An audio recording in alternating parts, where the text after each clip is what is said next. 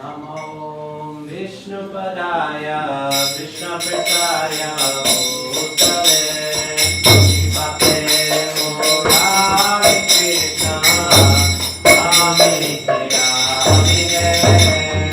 Namo Vishnupadaya Krishna-katha Bhutale Bhakte Hari-katha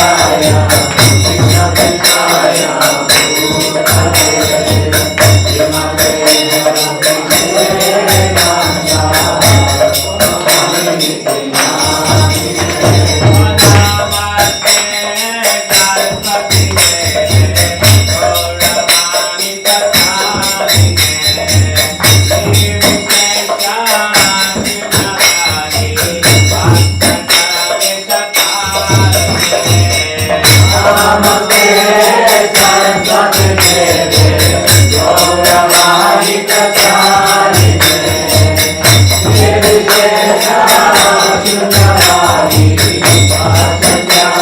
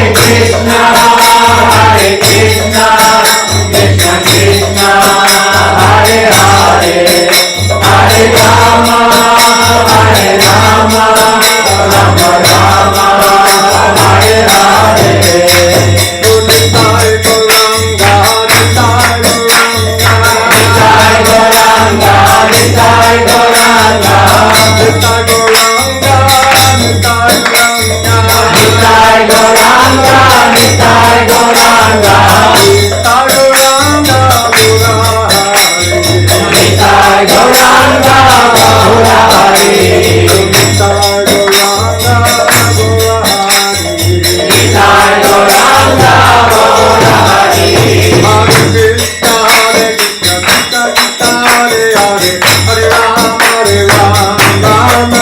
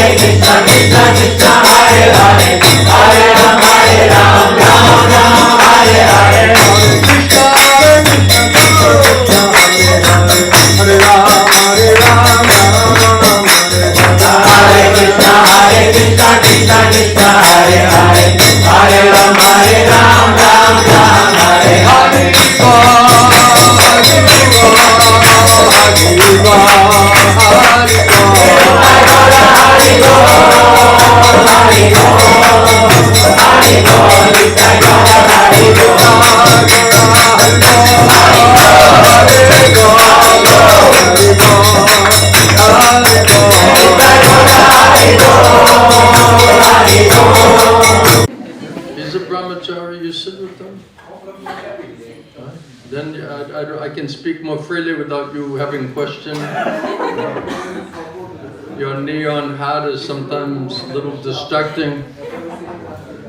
This way it's a little not as bright back there. Then you get to hear Hindi and English, so you get to hear twice as much. The more you're hearing, the more you're not hearing your stupid mind. So we have a double dose of hearing for you, one for each ear, and that way you'll not be distracted. Then you can, if there's any questions at the end, then you can, we'll see how much you heard in English or Hindi. So, everyone's doing all right today? Everyone happy? Yes. Getting happy? Really? Yes, everyone's good. Yeah. All right. Yeah. He's massaging his own hairs today instead of his son's. He got the point. He needs to hear a little better. To understand these topics we've been discussing, it requires a lot of guru. Let's see, from Shastra. It means complete dependent on that mercy. Otherwise we'll not really understand it. And it'll just be some theoretical, intellectual understanding only. It means we'll misunderstand most of it. And we won't have actual access to the platform that we ultimately want to be and go. So I was reading, I'll just start off with the quote of the day. My Gurudev's quote of the day is very nice. This can get us started. One disciple is asking Maharaj, Srila Govinda Swami, once you said, nobody gets Krishna Prema without crying for it. And I said that Uddhava was thinking, how can I tell them? As at the end, Nara will tell them, yes, you should cry more, cry more, cry more. Without crying, Gurudev says, nobody can get Krishna. You see? So you have to cry. And that is blessing. Is that understood? So, Srila Prabhupada, I was thinking, when I always heard that in Bhubaneswar, about the crying mood, opening the crying school in Bhubaneswar. So then I looked in Srila Prabhupada's books and teachings, and Prabhupada is also talking about what is the mood when you're chanting. Should be like a baby crying for the mother. So this is that perfect anxiousness to get the shelter and protection, to understand Krishna, and ultimately to get Krishna. Except the gopis, other eternal associates, they're crying. But we also here should be crying, because where is Krishna and where are we? So we are already in such a desperate, separated state of mind and consciousness. And then if we can realize that and how much we're suffering as a result of that, then we also should be crying out to the Lord, crying out to Krishna. And Kunti Devi, she's telling that if you have a lot of material opulences, if you're very intelligent, you come from a good family, you have some type of beauty, some type of money, some type of assets, right, some type of power, position in the society, it's very, very difficult. Prabhupada says, I'm well situated, why I have to cry? What's to cry about? Right? I have my family, my friends, my money, my education, my job, material assets. So this is all of my shelter protection ultimately is all there. So this is problem, I think it was Queen Kunti was praying like that all of these materialistic things and situation, it's an impediment for the soul to realize, because of this pride, arrogance makes us very puffed up. And because we become very materially attached, and then we think in Maya that we're well situated, therefore it's very difficult for the soul to really be in this crying mood. Prabhupada explains that when we want to hear and understand about Krishna, one should be in perfect anxiety or anxiousness to want to understand Krishna, to get Krishna, to develop love for Krishna.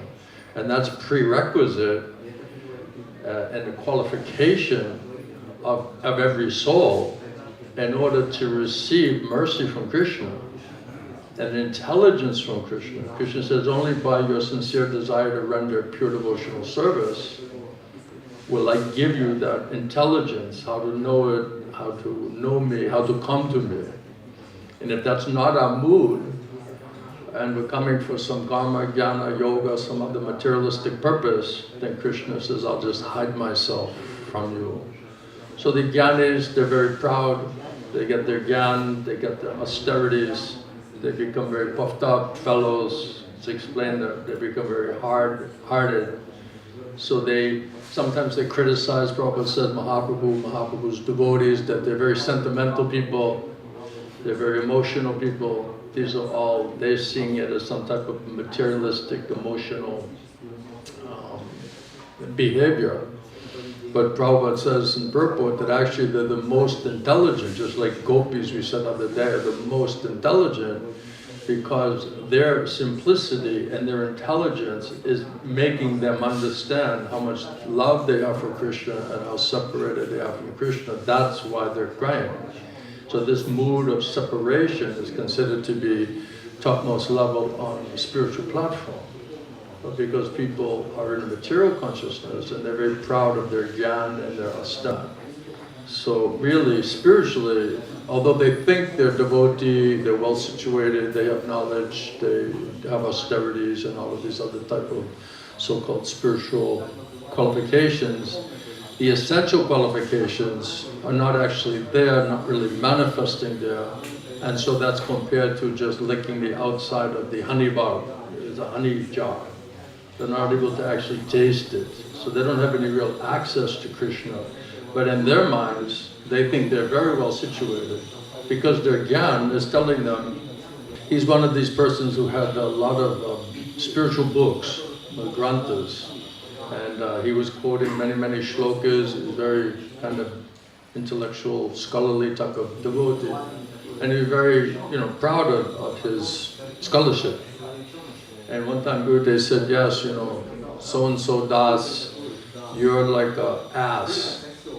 You're just carrying heavy loads. You have all of the granthas are on your back, and you're just carrying heavy loads.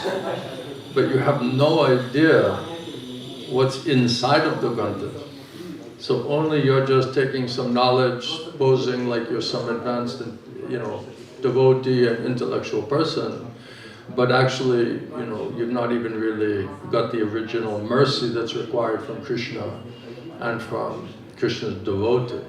So Prabhupada explains that even to realize our own soul, that requires tremendous amount of purification and mercy. Krishna says, to show you special mercy, then I'll purify your all this tamagun, all of this modes of material nature, which is all sin, simple desire, sinful reaction, causing so much ignorance.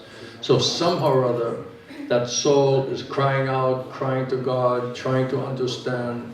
Then Krishna, he understands this type of crying mood, and the example is the mother when the child is crying. If the older children are not crying, but the younger children are crying, the mother's immediately going to the crying child, because they think, okay, the other ones are like well situated.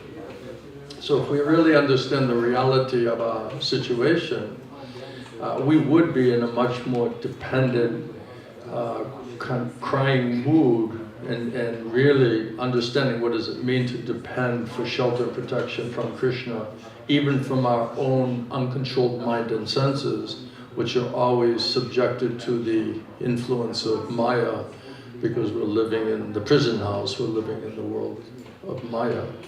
So to understand even our own soul, that requires also Krishna's mercy. What to speak of understanding Super Soul, Paramatma, or understanding anything on transcendental or fourth dimensional platform. So I just picked one verse, we can read it, Bhagavad Gita, we can discuss from that. But this mood of really wanting to, crying for Krishna, really seriously, because Krishna is waiting for the seriousness and the sincerity, for really wanting to understand Him, to come to Him, to surrender to Him, to serve Him, to develop love for Him. Krishna is the witness in everyone's heart. And so He's measuring all of that. And we have to meet that pre-qualification, a prerequisite, in order to get Krishna's mercy internally and externally in all the ways that He is trying to help us, through the Guru, through the Shastra, through the deities, through the Prasadam, and all the and we'll not be able to hear it and understand it because of this false ego and the pride and all of this material contamination. So the first thing is, yes, there's so much tamagun, so much ignorance, so many demoniac qualities are there, so many sinful desires, sinful reactions, Himalayan mountains, so much filth is there. All of this needs to be cleaned out. Otherwise, how will we understand this subject matter, which is on the Shuddha Sattva transcendental platform? To try to speculate on that from Tamagun, Rajagun platform is impossible. And then whatever we come up with, out of our pride and false ego, we're saying, well, that's spiritual. And then our sentimentality is telling, yes, and you have emotion about it, so that confirms it. So we're easily misguided because we're not understanding what is the reality of our situation. And therefore, without understanding the reality of the situation, there's no question of being sincere and serious to the point that Krishna is convinced to shower mercy on us enough that we can get purified from these low modes of material nature and to begin to understand spiritual transcendental subject matter. Does that make sense? Hare Krishna. That's the class. Hare Krishna. So there's so many tattvas we have to understand. Krishna tattva, Jiva tattva, we've been talking about Paramatma tattva, the material energy, the prakriti, right? Tattva, all of these tattvas. Krishna in three forms, Brahman, Paramatma, Bhagavan, to understand Krishna in all of the different three ways that Krishna is manifesting, also how He's manifesting in the material world. Very nice. Can we shut that? Or maybe I should put a sweater on or something? What do you think?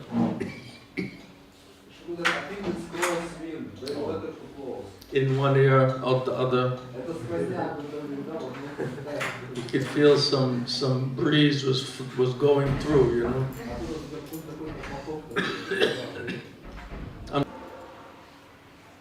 I don't see us having a big formal class right this second, but I can refer to what I was reading this morning and last night, and that way we can just discuss it, because I don't know how much energy I have to go through it and then discuss the way that I usually discuss it, but I can directly refer to Prabhupada's books and teachings so that you don't think I'm just speculating. And many nice topics also are involved there beyond this particular one. And so to touch on all of those, we'll just try to make it also a little informal.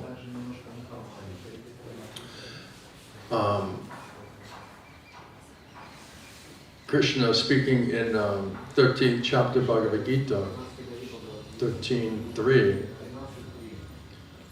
Om Namo Bhagavate Vasudevaya. Om Namo Bhagavate Vasudevaya. Om Namo Bhagavate Vasudevaya. Om Namo Bhagavate Vasudevaya. Om Namo Bhagavate Vasudevaya. Om Namo Bhagavate Vasudevaya. have all the main points we have to discuss. All right? So it's already locked and loaded. Don't think I'm just making this up, all right? All right? Are you humble today? Wow. That's like really nice to see that. I'm not used to that. It's very nice. I'm happy for you. That means you'll be able to hear something today. So 13.3, nature, the enjoyer. I'm always waiting for the translator. So you see, now I'm in trouble. Now I get to just speak, you know. Now you'll see all of my flaws, even more. Nature, the enjoyer, and consciousness. Kshetra gyam chapimam viti sava kshetreshu bharata. Kshetra gyayor gyanam tat taj gyanam matam mama.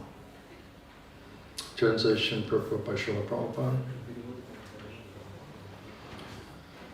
Krishna speaking to Arjuna, and he says, O sign of Bharata, you should understand that I am also the knower in all bodies, and to actually understand this body and its knower, that is called knowledge. That is my opinion. Srila Prabhupada in the purport, he said that while discussing the subject of the body and the knower of the body, the soul and the supersoul, we shall find three different topics of study.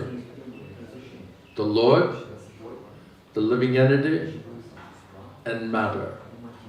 In one place, Prabhupada was describing that this Brahman, Paramatma, Bhagavan, and Prabhupada was explaining that even that Brahman includes the material energy as well as the living entity. So that soul, because it's also Krishna's energy, Mama Maya.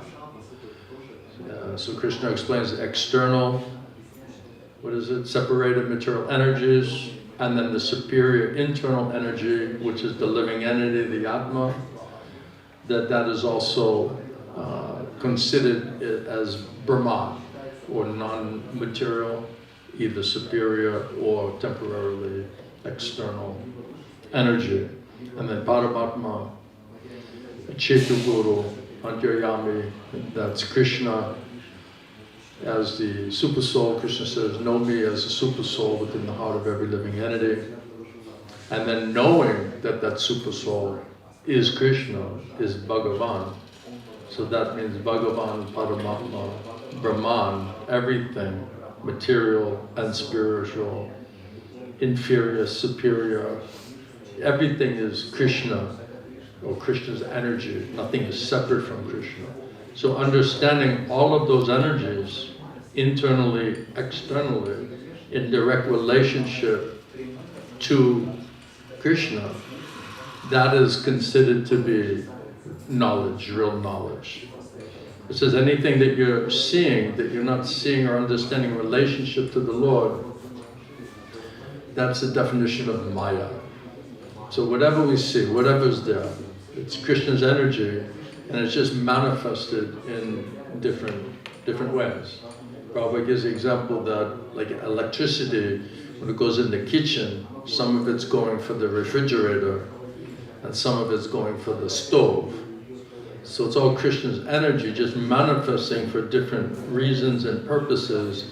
And so to understand all of those tattvas, that really requires Krishna's mercy and purification of lower contaminated modes of material nature, because all the subject matter in relationship to Krishna is all transcendental to the ignorance under the material modes of nature. So Prabhupada's saying that when we're discussing about the body, the knower of the body means the Atma, or the soul within the body, and then the super soul, the Paramatma, that's the Supreme Personality of Godhead, Krishna, also situated within that body.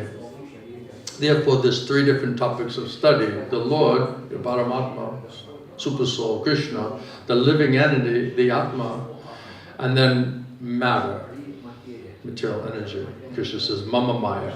So in every field, Prabhupada's saying, in every body, there are two souls, the individual soul and the super soul. Prabhupada in other places said that we have to realize that we are the eternal loving servant of Krishna, and he's manifesting there in the heart as super soul. And we are the servant, and Krishna is the master.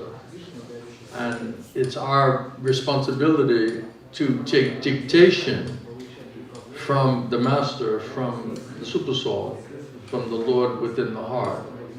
So if we can realize or understand what is our relationship with his servant to do, and then to execute that, that's the full range of knowledge that every soul is created to understand finally.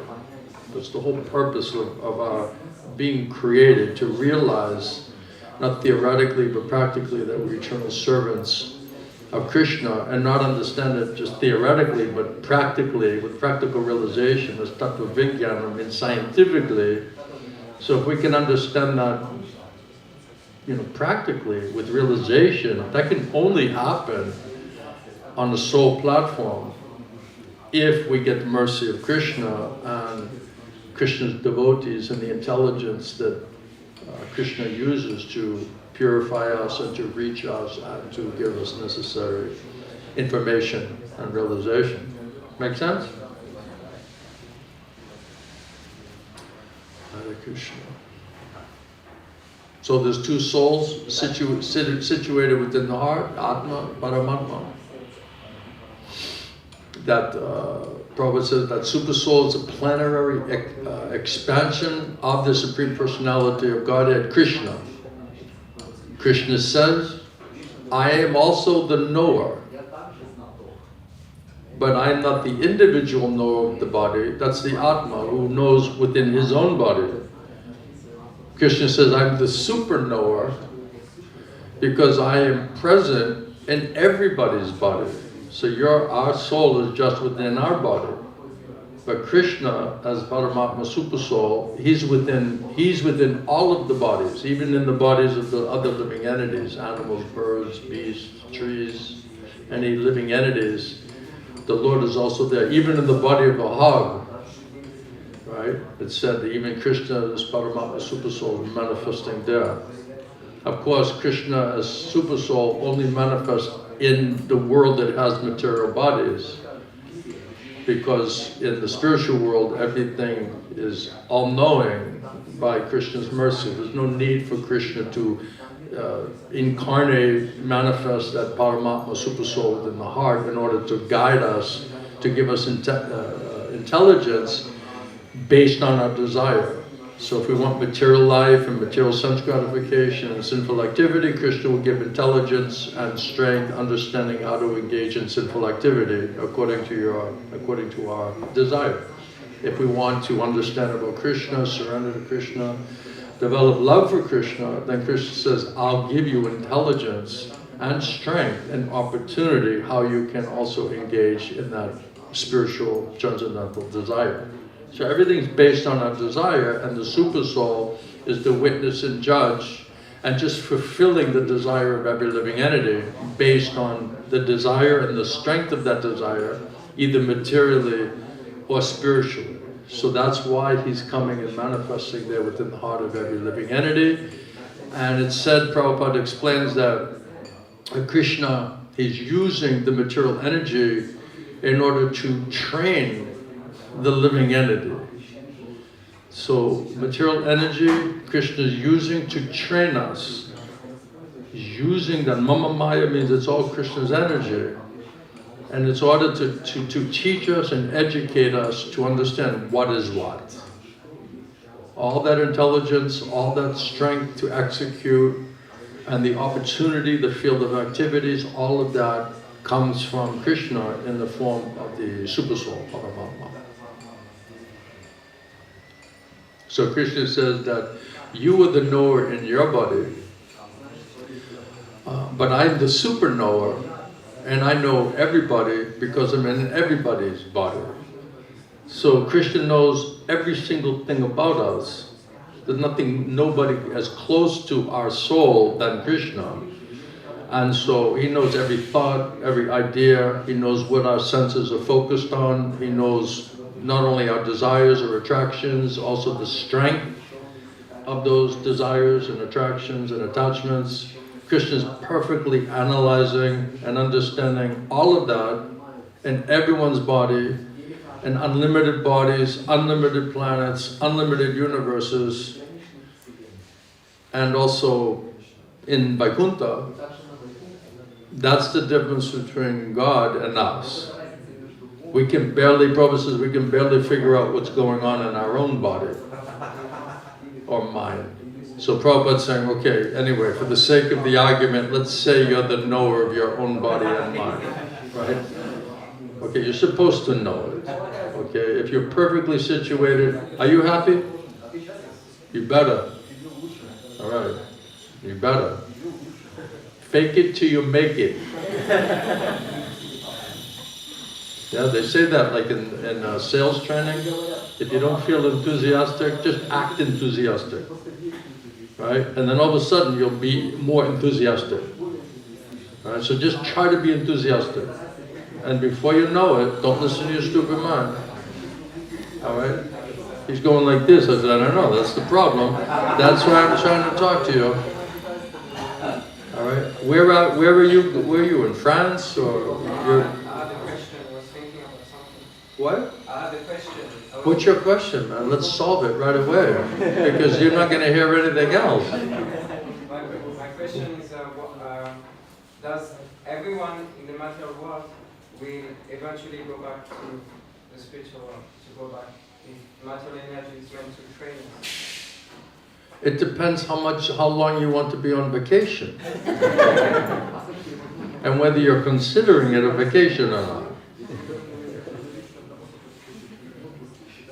So many times we go, oh, I'm going on vacation, it's going to be fantastic, right? And then you're there and it's like, this is the vacation?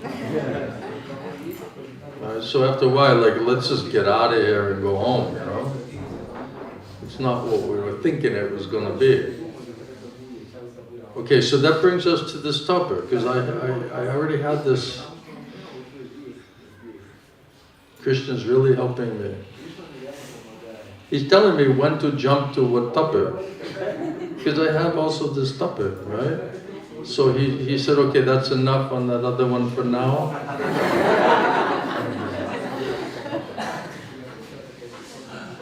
So now we're jumping back to Jiva Tattva. I was trying to give you a break from Jiva Tattva, but since we're talking about the Atma, right, how that Atma is there within the heart, we're right back on the Jiva Tattva, right? I was trying to expand now to Paramatma Tattva, and Krishna Tattva, right, and Maya Tattva, but we're back on Jiva Tattva. Okay, we're back. So I found a very nice verse about this. Because we have to quote authority, right? Prabhupada's the authority, Srimad Bhagavatam. These are law books, right? Anyone can say anything. It can sound all right, it can sound logical, it can sound convincing, right? That's their truth, sounds pretty good, right? But what does Guru Sadhu Shastra say? So that's the way I was also trained. So I always feel this pressure that although I can speak something, you have to back it up. Because that's ultimately what you're going to finally accept. If Krishna says to the Shastra, Guru Sadhu Shastra, and then I say same thing, then you may listen. Yes, this is also Maharaj is saying what Guru Sadhu Shastra is saying. So Prabhupada said, if Krishna says, surrender to me, and this will be best for you, and then I tell, Prabhupada says that you should surrender to Krishna, this will be best for you, then it's the same, absolute truth. Then you'll accept it. So, in the Srimad Bhagavatam, in the 5th canto, 11th chapter, Jad Bharat is instructing King Rahugana. Is it 5:11-12? Gantharaj Srimad Bhagavatam ki. And in this verse, in the translation, it says that the individual soul, are you listening? All right. The individual soul who is not Krishna conscious has so many ideas and so many activities is created and concocted in the mind by the external energy. So if we're not engaging our intelligence, mind and senses in Krishna consciousness, that means that Maya then takes control of intelligence, mind and senses and then puts unlimited ideas and concoctions and plans for material sense gratification into your mind. And here, Jad Bharat is explaining that those ideas, those activities or plans for those activities that are concocted in the mind, that is coming by the external energy, Mama Maya. So if we're not, it's either Krishna's controlling Hrishikesh, purifying, controlling mind, intelligence and senses, if we are surrendering, depending on Krishna. Otherwise, Maya is controlling intelligence, mind, and senses. So, the conditioned soul, bewildered by false ego, Krishna says, they're thinking that they're doing everything. So a lot of times we think just some physical activity, right? We're doing, right? We're making the cookies. We're doing this and that, right? But the idea of it, the thought of it, the desire for that, right? We're thinking, I had a good thought, I had a good desire, I have a great plan. We're thinking we're doing it, right? Krishna says, because they're bewildered, forgetting me, they're forgetting how everything is working, and they're independently thinking that I'm doing this. This is my idea, my plan, my desire, my thoughts. This is all concoction, all these ideas, even the ideas, the activities, the plans, it's all concocted in the mind. But where did it come from? It's coming from Maya. It's coming from the external material energy. And Krishna ultimately says, Mama Maya, it's my Maya. So he's training us through that Maya to give us all types of experiences and understanding based on, these desires, whether material or spiritual. It is interesting, Jad Bharat says, and those ideas and activities for ideas and plans which are concocted in the mind, they have been existing from time immemorial. So it's not just some new idea, some new plan. Those desires, ideas, plans, activities, they have been with us, existing from time immemorial. You say, oh, I just had a good plan. I had a good idea. It just popped into me, right? All of those ideas and all of those desires and all those activities and plans, those are also eternal. They're also existing from time immemorial. Sometimes they manifested in awakened state. Sometimes you're awake, it's hitting you. Sometimes in a dream, it's hitting you. But during the deep sleep, when you're unconscious, you're in a deep sleep or trance, they disappear. Right? So we don't perceive any of those thoughts or desires or plans or activities or concoctions when you're in a completely deep sleep or tamaguna. But a person who is liberated in this life is called Jivan Mukta. They can see all of these things vividly. Liberated in this life, Jivan Mukta can see all of these things vividly, clearly. And the purport, Srila Prabhupada says that it's stated in the Bhagavad Gita, and we were reading this verse, that's why I was referring to this verse, that there are two kinds of Kshetragya, or living beings. So Krishna is the supreme living being, he's there within the body, and then there's the Atma, the Jivatma, which is the individual soul or living being. So Prabhupada says the ordinary living being, he knows about his body to some extent. This is what I was saying. He knows about his body, gross subtle body, to some extent. Right? People are trying to figure out what's in my mind, how this got like this, where did this come from. So we're not really figuring that out. And then also so many things going on with our body, we're like, okay, I just don't feel good. Right? I don't know exactly why it's like that. So we're not perfectly in knowledge of the gross or subtle body. So to some extent, Prabhupada's saying that we know about this gross and subtle body, to some extent. But the Supreme Lord, the Paramatma, he knows the condition of all bodies.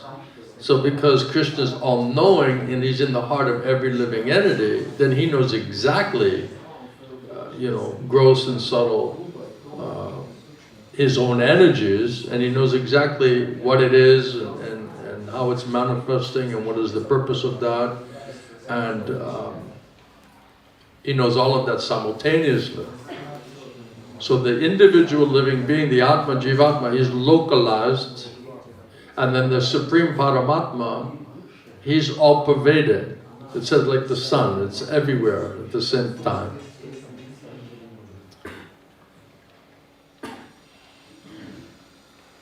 So that's why when we're like speculating outside of ourselves, we're thinking, okay, I know what this person's thinking, I know what their motivation is, I know what their problem is, I know, we're just completely finding fault with everybody just by our external mental speculation and analyzing and scanning and criticizing everybody, and we don't even know what's going on in our own heads or even within our own bodies. That's why we say we have enough to worry about within ourselves than to worry about everybody else. That's between them and their guru and Krishna and whatever they have to learn, That's their lookout. Right? We're supposed to be looking in. We're supposed to be trying to work on ourselves, understand what do we need to do. So this ordinary living being, Prabhupada says, in this shloka the word Kshetragya refers to an ordinary living being, not the supreme living being. So it's talking about Jivatma, not the Paramatma. So that Jivatma, the ordinary living being, are you alright? We're good? Is the Atma, it's not talking about the Paramatma. So Prabhupada says this ordinary living being is of two kinds. Nitya Baddha and Nitya Mukta. One is eternally conditioned soul, and the other is eternally liberated soul. So two distinction is there for the Atma, for the Jivatma. The eternally liberated living being, Nitya Muktas, they are in the Vaikuntha Jagat. They may sometimes come here just like Krishna comes here, right? But those eternally liberated souls, Nitya Siddhas, this Nitya Mukta, eternally liberated soul, they are in the Vaikuntha Jagat. They're from the spiritual world, and they never fall down into the material world. Eternally, I put it in green. Whenever there's like a really powerful point, it's in green. Alright, so I can emphasize it. The eternally liberated living beings, Nitya Muktas, are in the Vaikuntha Jagat, the spiritual world, and they never fall down into the material world. Isn't it interesting? Right now, if you try to bring that quote, right, into any of these temples, they will throw you out of the temple. If you don't know something and you say, wow, I never heard that quote before, then you'd just be like, oh, I gotta keep I thought I was thinking it was just like this, because this is all I heard before. Now that's very clear. Oh, why they're not quoting, emphasizing these quotes? This is what we were saying the other day. Now if you're simple, you'll just say, wow, there's more to the story. But how do you get all of these people who were supposed to be scholars and reading Prabhupada's books for 40 and 50 years, how are they all systematically agreeing to avoid those quotes? And then to say that if you bring those quotes, you're not allowed into this temple, you're not allowed into this, what was this program? Yeah, this so-called group, right? This will be considered like some prajalpa. Right, so to say that the eternal living entities living in Vaikuntha, they never fall down into the material world, that's prajalpa.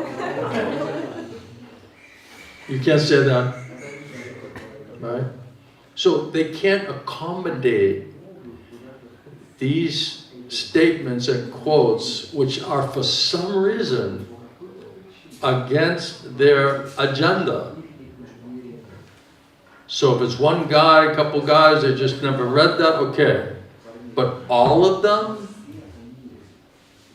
have agreed that this is not to be emphasized, spoken about, or emphasized? Why? Think about it. Why are they afraid of that? Why are they afraid of their own guru's instruction, their own guru's purport?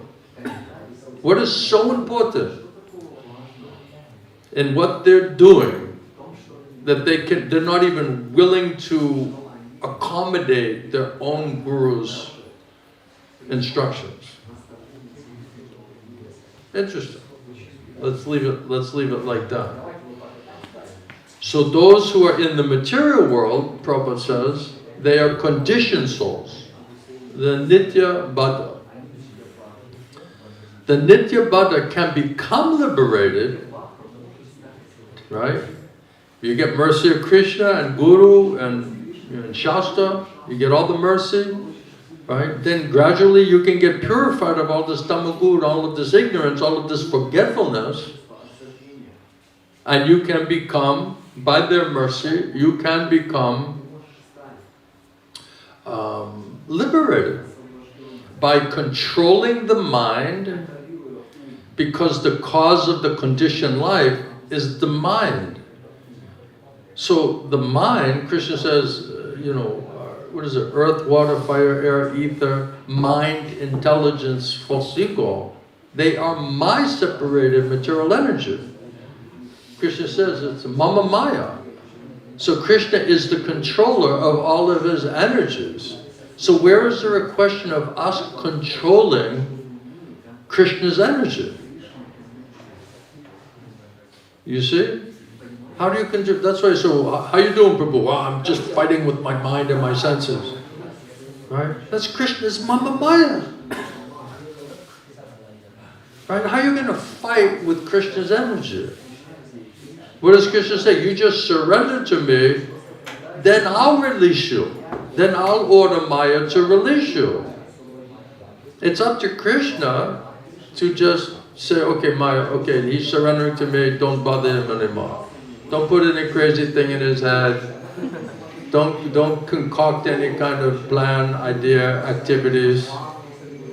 Don't distract him. Don't cheat him.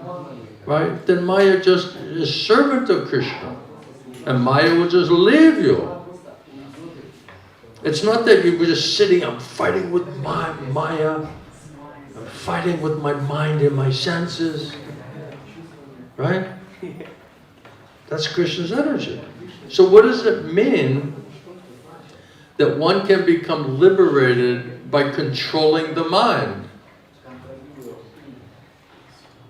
Control of the mind is required. But who's controlling the mind? Prabhupada, he said, you can become liberated by controlling the mind. Well, who's the master and controller of the mind and senses? Is Rishikesh. Krishna says, Rishikesh is a master of the mind and the senses. So if you surrender, if you somehow or other, we desire to surrender to Rishikesh, Krishna, who's the master of the mind and senses, he will purify and control your mind and senses for you.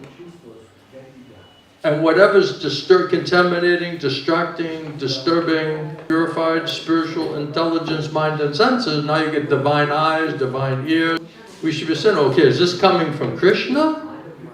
Or is this coming from Maya? Now you could say, well, you know, it came from Maya, and Krishna says his mama Maya, but that's not what Krishna wants our soul to do. That's what we're demanding because of the strength of our sinful desires. So Krishna as Paramatma Super Soul, he's just acknowledging that and then giving it, okay, I don't want you to do this, but you want to do like this. You know, here's the intelligence, here's the strength, here's the opportunity for you to do that. You're going to suffer. It's not going to really work. You're going to get cheated. I don't recommend it. You're like, no, I want it. Okay. That's why it says, be careful what you're desiring, what you're demanding, because we might just get it. Be careful. And we're like, well, I didn't hear anything. I feel it in my heart. And my spiritual intelligence is telling me Krishna's prompting me like this. And then we're not looking for any confirmation or reconfirmation of the confirmation. No, I thought it and I feel it. It must be spiritual. It must be Krishna's arrangement. That's the problem. So here it's saying, okay, if you are surrendered to Krishna, Krishna will purify, give you spiritual intelligence, purify, control your mind and your senses. If it's not really in Krishna consciousness for Krishna's pleasure, then that thought, the idea, the plan, the whole thing is being orchestrated by Maya. And that is meant ultimately to give us a heavy punishment and heavy lashes until we get the point. That's why Prabhupada said that Krishna is using Maya to train us. So it's Krishna. Not a blade of grass moves without the will of the Lord.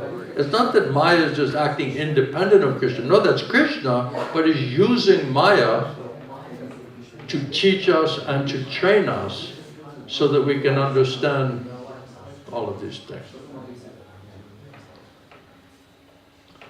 So if we get mercy of Krishna, Rishikesh, mercy of his devotees, mercy of Shastra, by that satsanga, the sadhu sangha, we're constantly associating with Krishna, hearing about Krishna, associating with Krishna's devotees. They are the purest of the pure. By that stick, Himalayan mountains will get purified. And then we'll become on the platform of the soul, and the soul by nature is Satchidananda Vigraha. So every soul, every Atma, every Jivatma is a sadhu. Has all godly, saintly qualities. When we're not,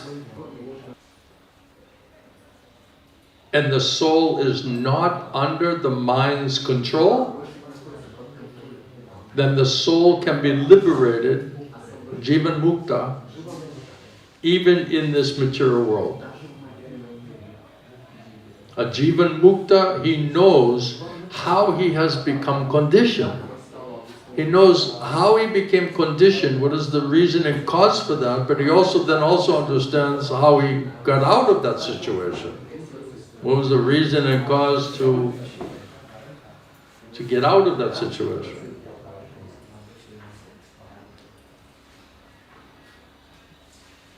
A Jiva Mukta knows how he has become conditioned, and therefore he tries to purify himself. Of course, Prabhupada says you cannot purify yourself. That means we think we're controlling all of Krishna's energies. What we can do is position ourselves to get mercy from Krishna, Patita Pavana, from Krishna's devotee, from the Shastra, and by that association, they give us the right of hearing. Then in the form of this transcendental, Krishna in the form of transcendental sound, if that can, like a medicine, enter inside of us, then automatically this diseased, contaminated consciousness will become purified. Therefore, one tries to purify himself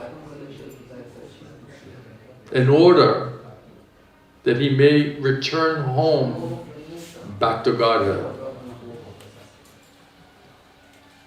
The eternally conditioned soul is eternally conditioned because he is controlled by the mind. So just like, that's why it's saying that the thoughts, the ideas, the activities, that's also eternal since time immemorial. It's not like we picked that up at some later point. All along, from time immemorial, the eternal conditioned soul is eternally listening to this mind which is contaminated and controlled by the material energy, by Maya. So without surrendering to Krishna, then there's no question of Krishna purifying, controlling mind and senses and ordering Maya to release the intelligence, mind and senses of that captured individual. Prabhupada says in that purport, that only Krishna, or Krishna's bona fide authorized representative, the spiritual master, only they can release you from Maya. So without their association and their mercy, we cannot purify ourselves and develop sufficient spiritual mind, intelligence, and senses to understand that it is in our soul's best interest to surrender to Krishna. That is our Sanatana Dharma. That's the eternal occupation of the soul.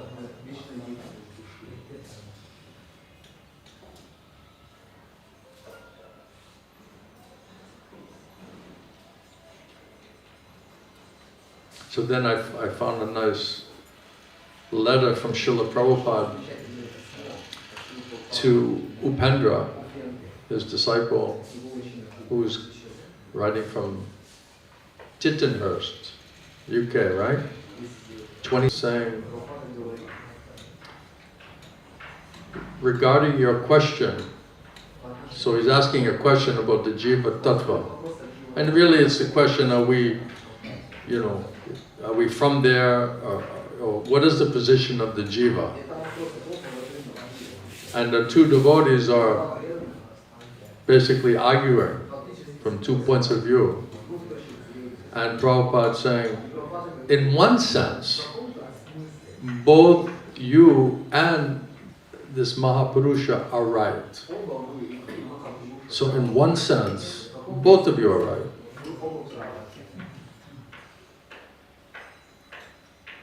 That's why everything needs context, and everything has to be seen according to time, place, circumstance, and candidate.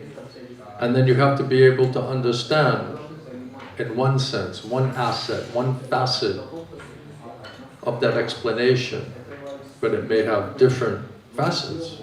So in one sense, appears to be like this.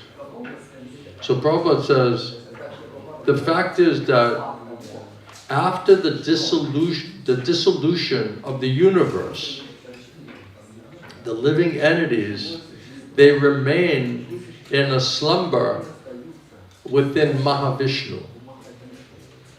And again, when the creation takes place in the material world, they are impregnated in their original position and then they come out in different species of life. So then it said the glance of Vishnu, Mahavishnu, the living entities are put into different species of life according to their karma. But the living entity, the Atma, that's coming from Mahavishnu, is then impregnated in its original position, means part and parcel of the Lord, but then put into temporary material body and one of the different species of life. By gradual evolutionary process, this was your question, when they come to the human form, so there's 8,400,000 species of life. When they finally come to the human form of life, I believe it's 400,000 different types of species of the human form of life. There's a good chance, there's some chance or opportunity is given to them where they can get out of the repeated birth and death, and then one can enter into the spiritual realm. Now it's explained that many different forms of persons who are in human form of life, but they could be two-legged animals. So you have a human form, but you're in, Shuddha Dhamma, and we're in automatically get purified or liberated. Understand about Krishna and surrendering to Krishna, and then desiring to go back to Krishna. So it's not that automatically because you're in human form of life. We also, within there's gradations within the human form of life. There's different types of bodies, different types of consciousness, but the opportunity is there within the human form of life to elevate or degrade consciousness based on satsanga or asatsanga. So Prabhupada says here that it's a fact that after this dissolution of this material universe, the living entity remains in a slumber within the Mahavishnu, and again when they achieved human birth. Prabhupada says the conditioned souls are always within the Mahavishnu form, whereas the liberated souls, they are in Vaikuntha. So the Nityasiddha, eternally liberated souls, they're from Vaikuntha. And the conditioned souls, who are eternally conditioned or since time immemorial, they are always within the Mahavishnu form. So they're within Mahavishnu form and just coming and going into different species of life until you get a human form.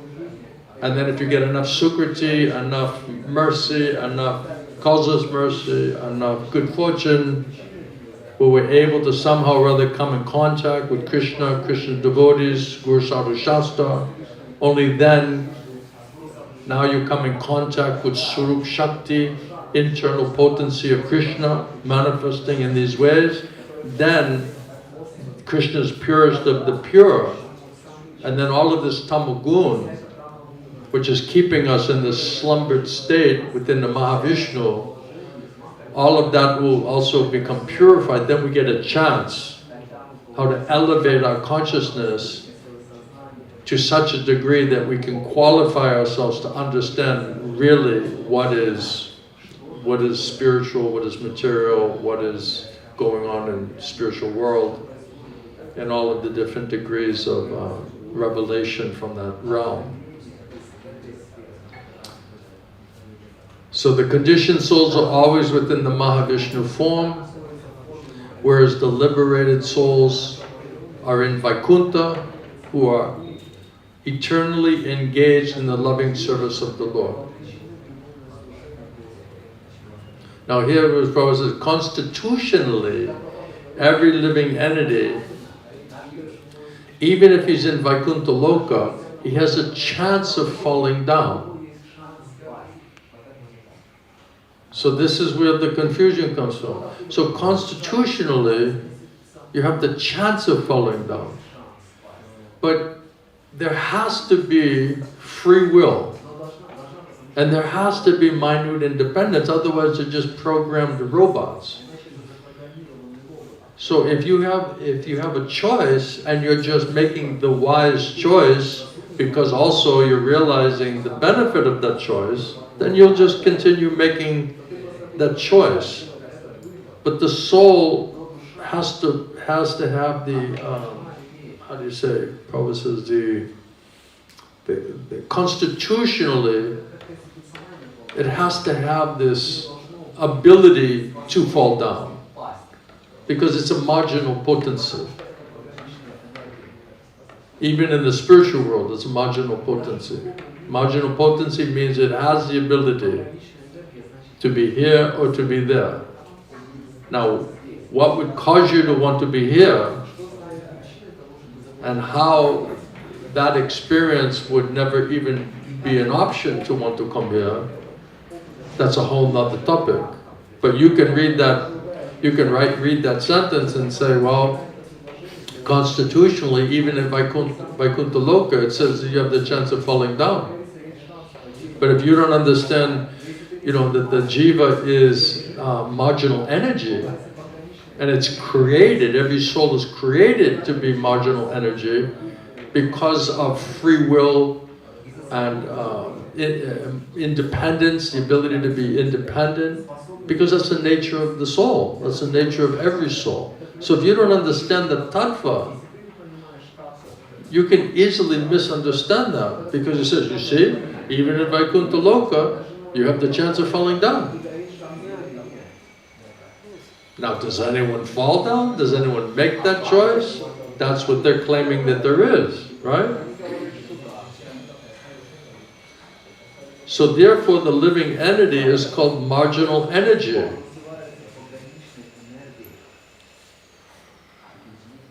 But when the fall down has taken place for the conditioned soul, it is very difficult to ascertain or to understand this subject matter.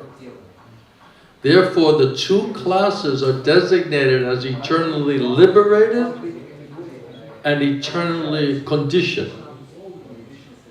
But Prabhupada says, but for argument's sake, a living being, marginal energy, he can't be eternally conditioned. Because the soul is eternal. So how can the soul be eternally conditioned? It's just a place that he's placed, right? But Prabhupada says, but for the argument's sake, a living being, marginal energy, he can't be eternally conditioned. This is where they say this is like a pastime, and we're all actually just from Golok Vrindavan, Vaikuntha, this is just some temporary pastime. This is where they get that misconception from. If we don't hear from someone who understands it, you won't understand it. Because it's beyond subtle. But if you just read the letters, you just read the sentence, then your material intelligence, mind and senses will perceive it accordingly. Now, is Krishna, is he giving you purified mind, intelligence and senses? So you have, divine eyes and ears and consciousness and intelligence to understand it? Or is your mind contaminated, controlled by the material energy, by Maya, where she's contaminating and confusing intelligence, mind and senses under material modes of nature? So what is our understanding? What is our ability to understand it?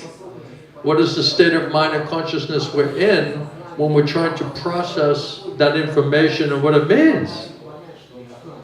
Well, I read it. Devotees are saying in the temple, it's like this. Okay, but what intelligence, mind and senses are you using? Are you using transcendental intelligence, mind and senses, or are you using those ones that are controlled and contaminated by the material energy, Maya? That's a very important point. Because then how can you say that you absolutely understand it when you don't even understand, who's controlling your intelligence, mind, and senses. So you cannot say that it's necessarily absolute. But everyone's like, no. If you just leave these quotes out of here, no, this is what it is. You bring those quotes, it shakes my world, man. Now I don't know what to think. Now I don't know where I can't accommodate that information. Because in my little small brain, this is what I can accommodate. Right? Because it's three-dimensional, there's only so much room there. Right?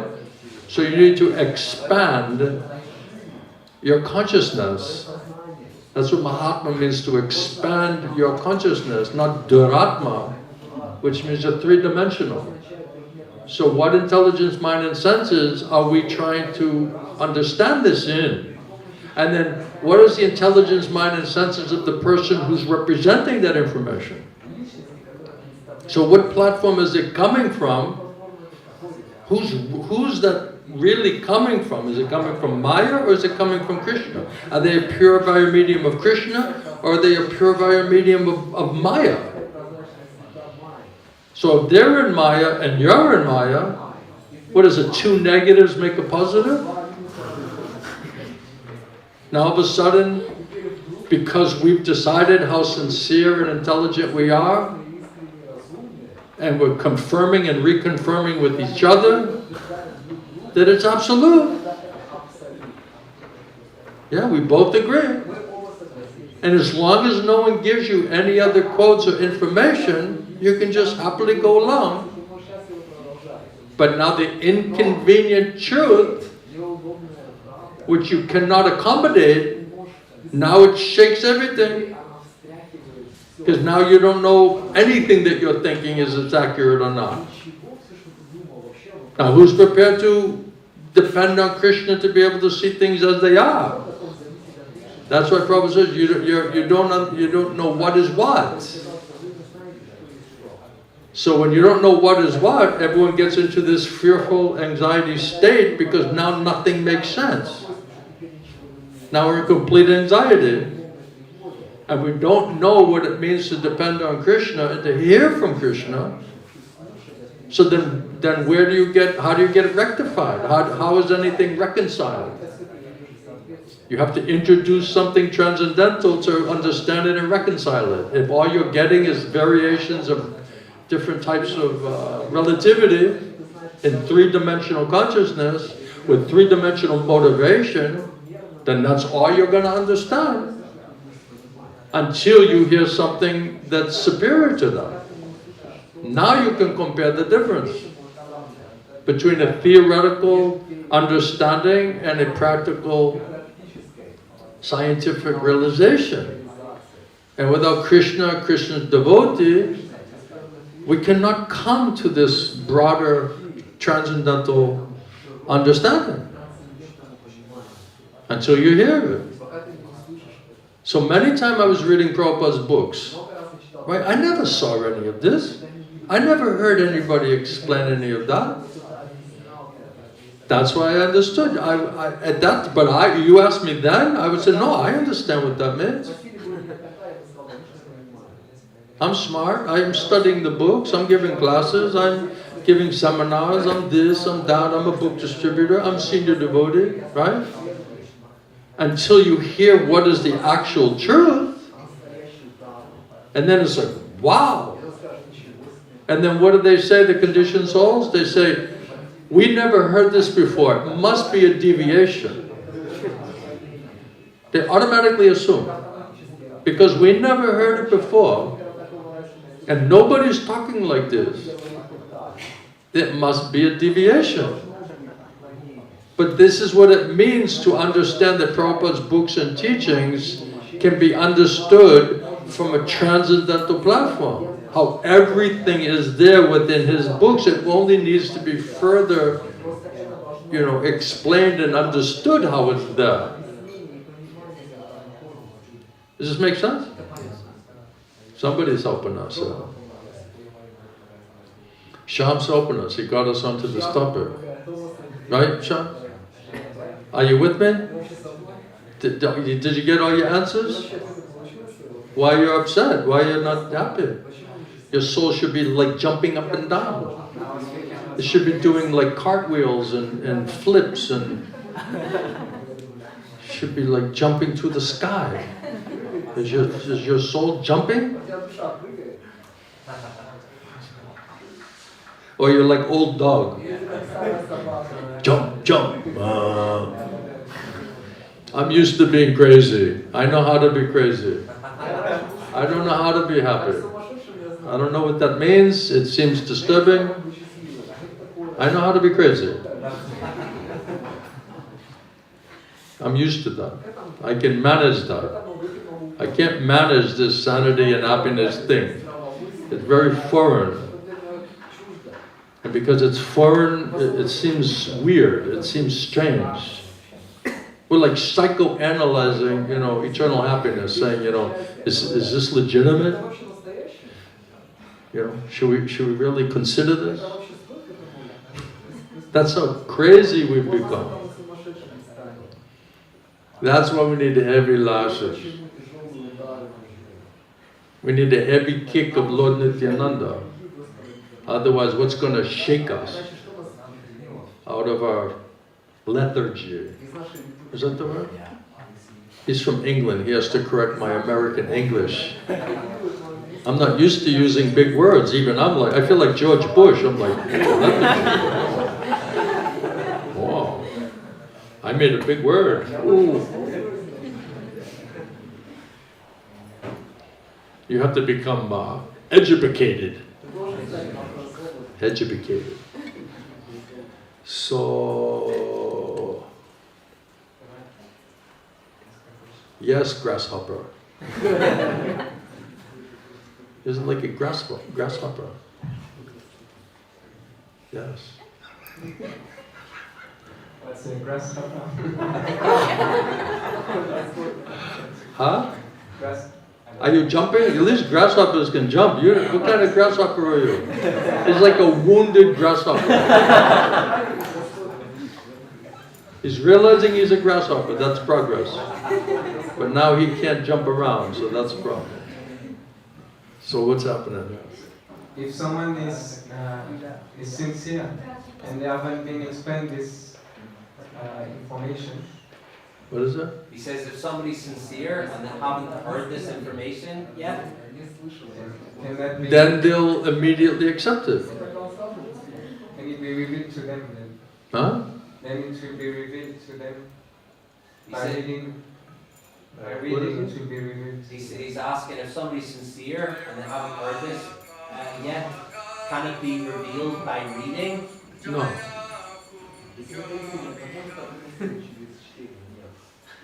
You have to hear it, Shravanam, right? Once you hear it, you get mercy of Krishna and the Guru and the Shastra, then you'll understand it. That intelligence, Shrota Parampara, has to be received through hearing. Prabhupada says from the lips to the ear. Once you get mercy from Guru Krishna, from the Shastra, then you'll understand it. Then when you go to read, the reading will confirm and reconfirm what you just heard.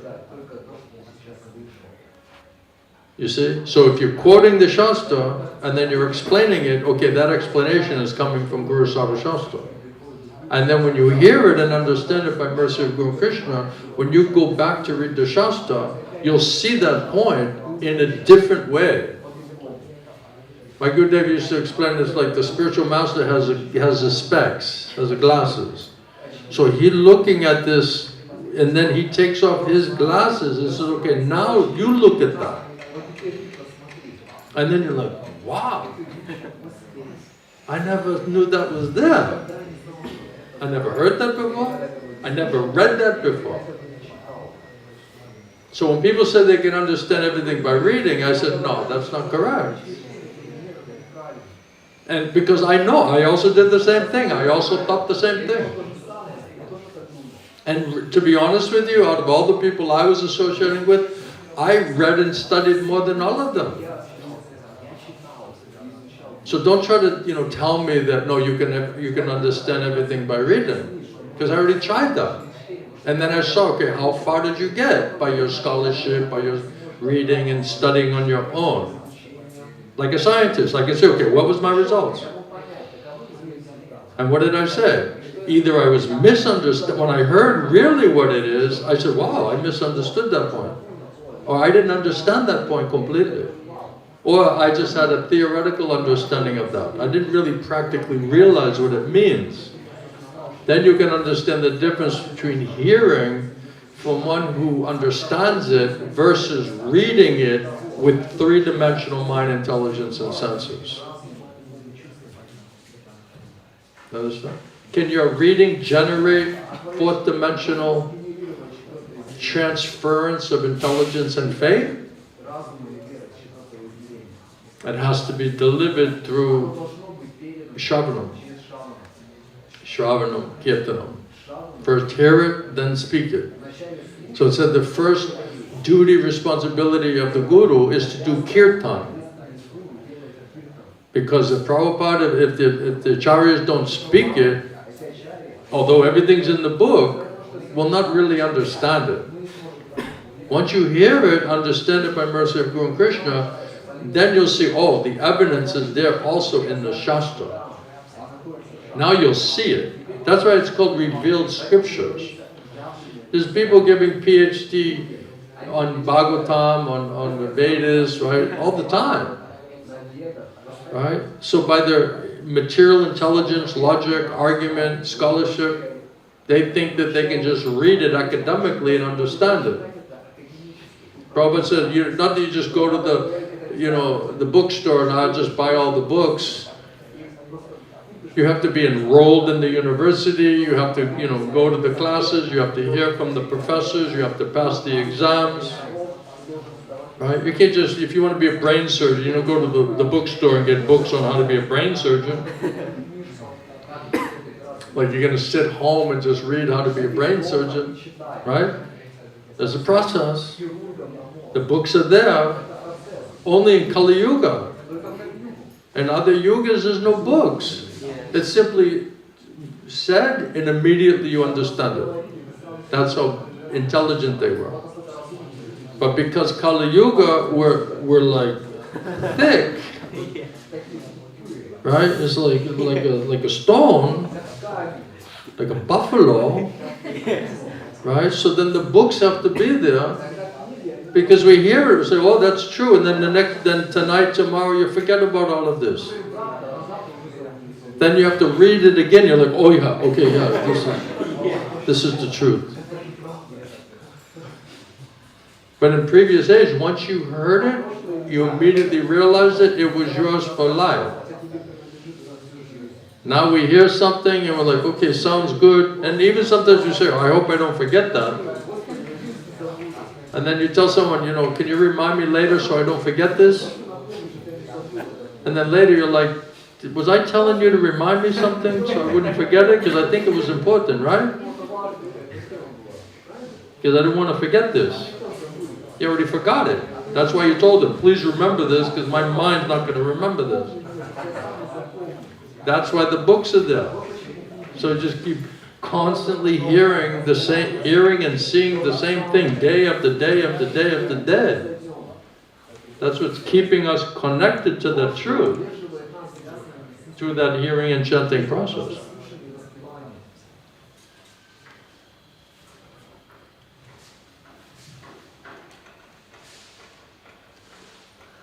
Prabhupada said, since we cannot trace out when we have become conditioned, there's no use of arguing on this point. You can't trace it out. So there's no use to argue on the point. Better to take care first how to get rid of this conditioned existence. So sitting there debating and trying to figure out, and arguing on these points, better just figure out how to get out of this situation. Right? It's like you get shot with the arrow. We're dying on the battlefield, and we're like, who shot this arrow? I saw some horses go by, you had like a blue helmet, whatever, right? Who cares? You're dying. You gotta get it out in your chest, get it out of your body, right?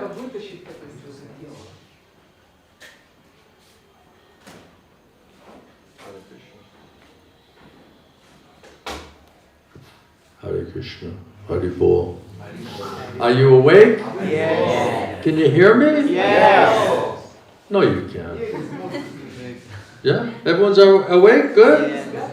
Are you getting all this information? Yes. Are you storing it in your huge hard drives?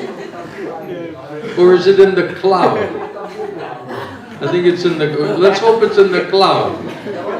Now it depends on how good your filing system is. Because it's there, but how do you go find it? That's another problem. So, better, no use of arguing on these points. Better first think how to get rid of this conditional existence. As much as the patient should take care for treating his disease more and less wasting his time in finding out what was the cause of the disease. Okay, I'm diseased. Okay, maybe I'll figure out how really I got disease, but right now I need all my energy, how to survive this thing and get free from this illness. Doesn't mean that it's not there, but the Prabhupada says it's so difficult and it's almost, what is the word? Inconceivable to understand.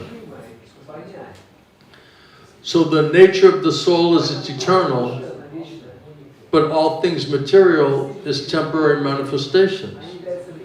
So how can you, if you're eternal by the nature of the constitutional position of your soul as part and parcel of Krishna, how can you be eternally conditioned?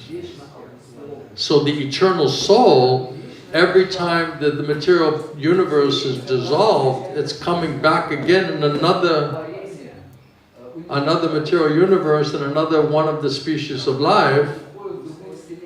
Right? So in that sense, when do you trace out, how and which planet and which manifestation and what species, 8,400,000 different species since time immemorial, from one planet, one universe, again and again. You're going to trace all of that out and understand all of that? So just say, okay, whatever it is, it's been a long time. That's what Prabhupada says, that we're just saying that it's just been a long time. So when we say long time, we say since time immemorial. Because why waste your time? Just try to figure out, okay, I'm in a diseased state of consciousness, I'm suffering, and how do I get out of this condition? How do I become well? Does this make sense?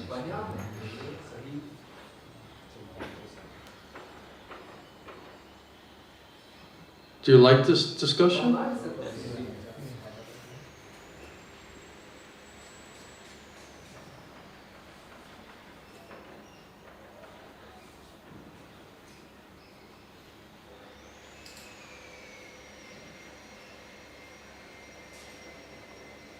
Prabhupada says in a letter to Aniruddha, another disciple, these are very intelligent questions. And I'm glad that you are putting such intelligent questions and trying to understand it. It's very good. But the best thing is that one should know that he is in conditional life and try to cure it. So that's nice. You're trying to understand it. You're trying to ask all of these very intelligent questions. But the best thing, Prabhupada said, instead of wasting your time and arguing about all of this thing, better You should just understand that you're in conditioned life, you're in a disease condition, and you should try to cure it. That's a better use of the time and energy. So when a man is in, Prabhupada says, when a man is in disease condition, he should try to get out of the disease condition without harassing his brain when the disease has begun. So let us keep ourselves always in Krishna consciousness and get out of this disease. Then you'll have a healthy, happy life. Lord Jesus was Jiva Tattva. He's not Vishnu Tattva. When a Jiva Tattva becomes specifically empowered by the Lord, then he's called Shakti Avesh Avatar.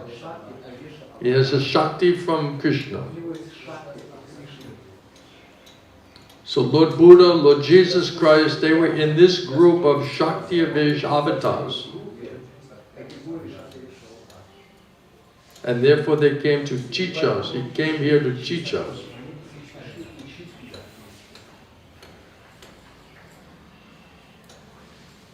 Is this helping you?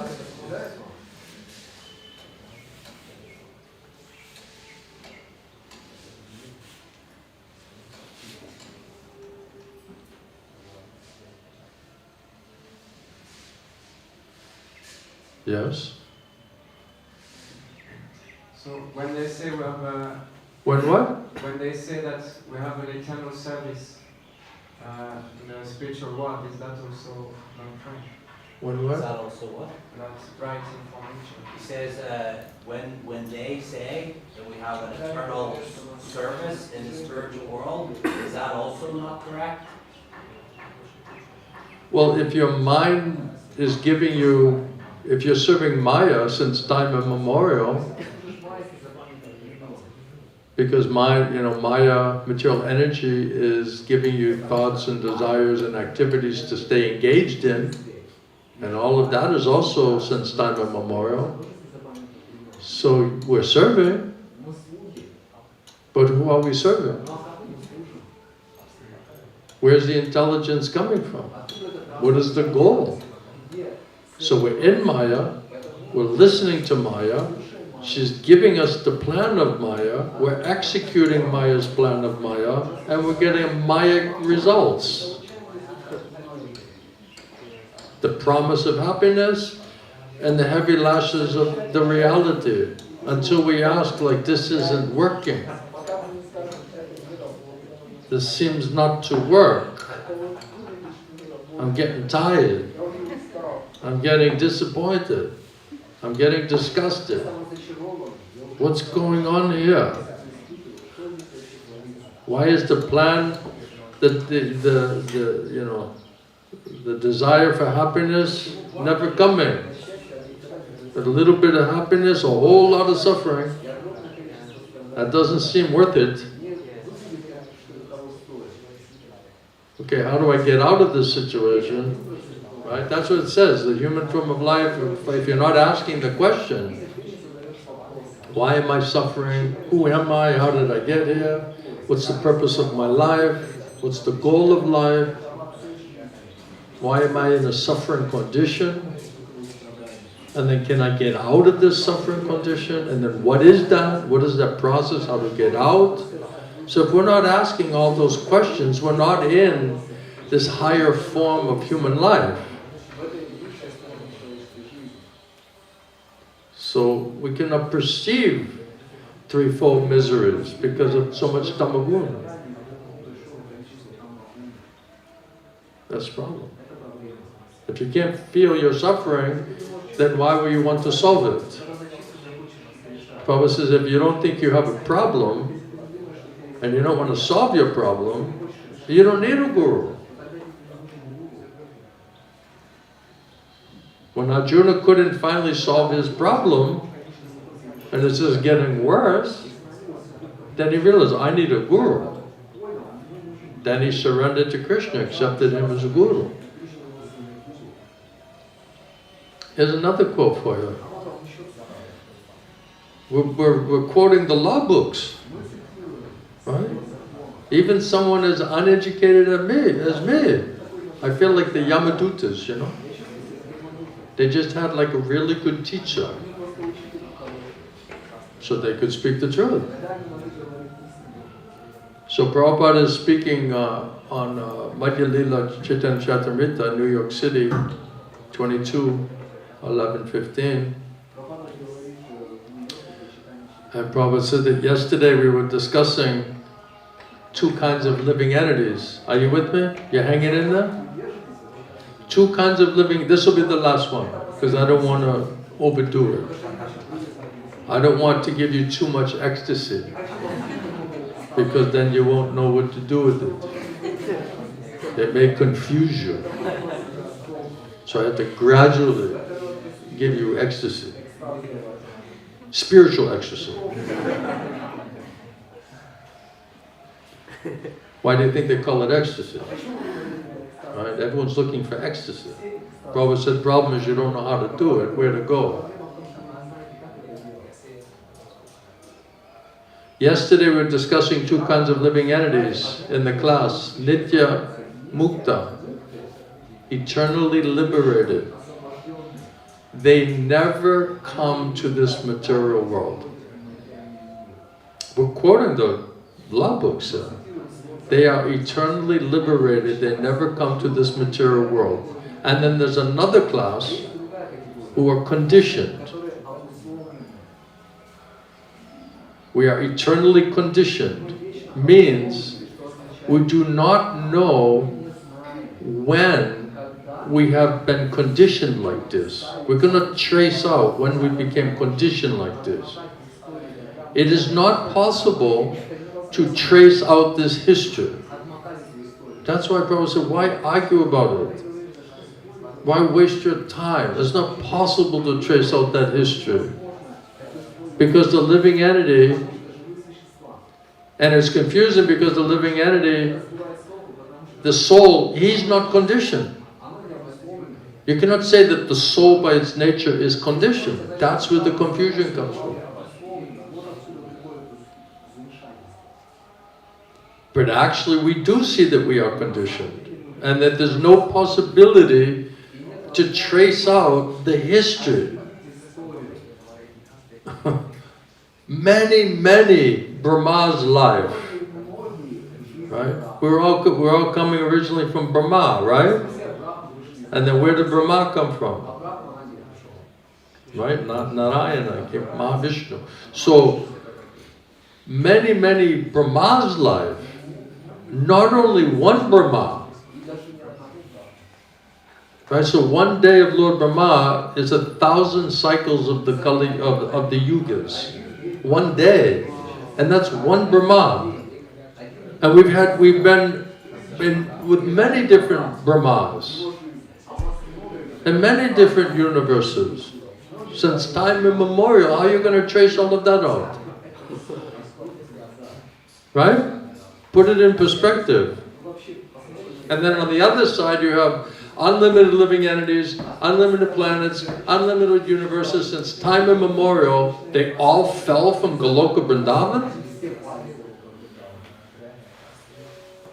You know, it's like the southern border in America, like all the illegal aliens are just like flooding into the United States, right? It's just like a flooding of all these people falling out of Goloka Vrindavan in order to fulfill all the vacancies in the unlimited planets and unlimited universes with unlimited Brahmas. So there's not like a problem there. There's a systemic problem going on in Goloka Vrindavan. I mean, that's what you're really trying to get us to believe, right? Does it make any sense?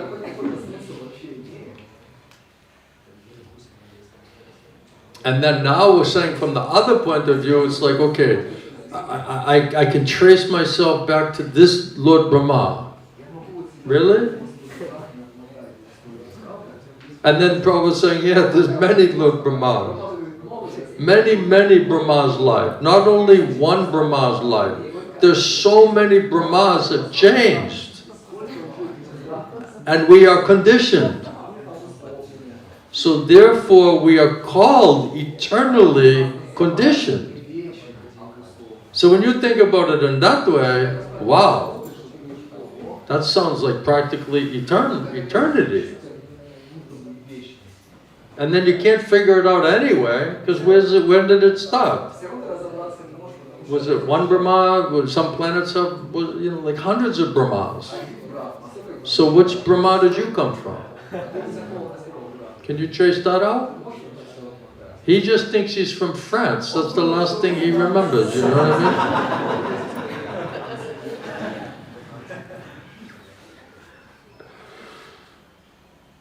So Prabhupada says, so what is the difference between these two? Those who are eternally free, eternally liberated, they are godly. They are always ready to render transcendental loving service to the Lord. That doesn't mean our attempt at Vaidhi Bhakti devotional service. That means full-blown prema.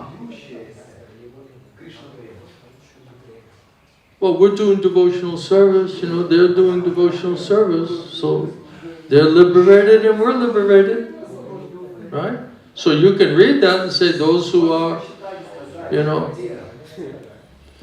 always ready to render transcendental loving service to the Lord. So I'm going to the temple president and say, I'm ready today to render any transcendental loving service to the Lord. I'm in the mood to surrender today. It's a good day. You can ask me to do any seva. Is that what it's talking about? Or is it talking about Krishna Prema? Prem Bhakti, Prayojana. So what intelligence, mind and senses is understanding and reading and explaining it to you, and what is the intelligence, mind and senses of your consciousness and your understanding, and you're hearing it. It's all faulty. That's what it means, spiritually deaf, dumb and blind. Because until we hear the absolute truth, all of that is faulty. It's contaminated, it's imperfect, it's faulty, it's incomplete, it's misunderstood. It's sentimental, it's theoretical, it's artificial, it's not real. So we should not conflate the two. Well, I'm always ready to render transcendental loving service to Guru and Krishna. So that means I'm a liberated Nitya Mukta, Nitya Siddha, right? Everything belongs to Guru and Krishna. Everything is for their love and devotion, as in loving devotion. We have no desires except that. Really? You're trying to figure out who's a guru. What to speak of, bhajana kriya and, the process of purification and anatta nivritti and being steady on the platform of the soul, Brahma Buddha Prasanatma. It's the start of pure devotional service.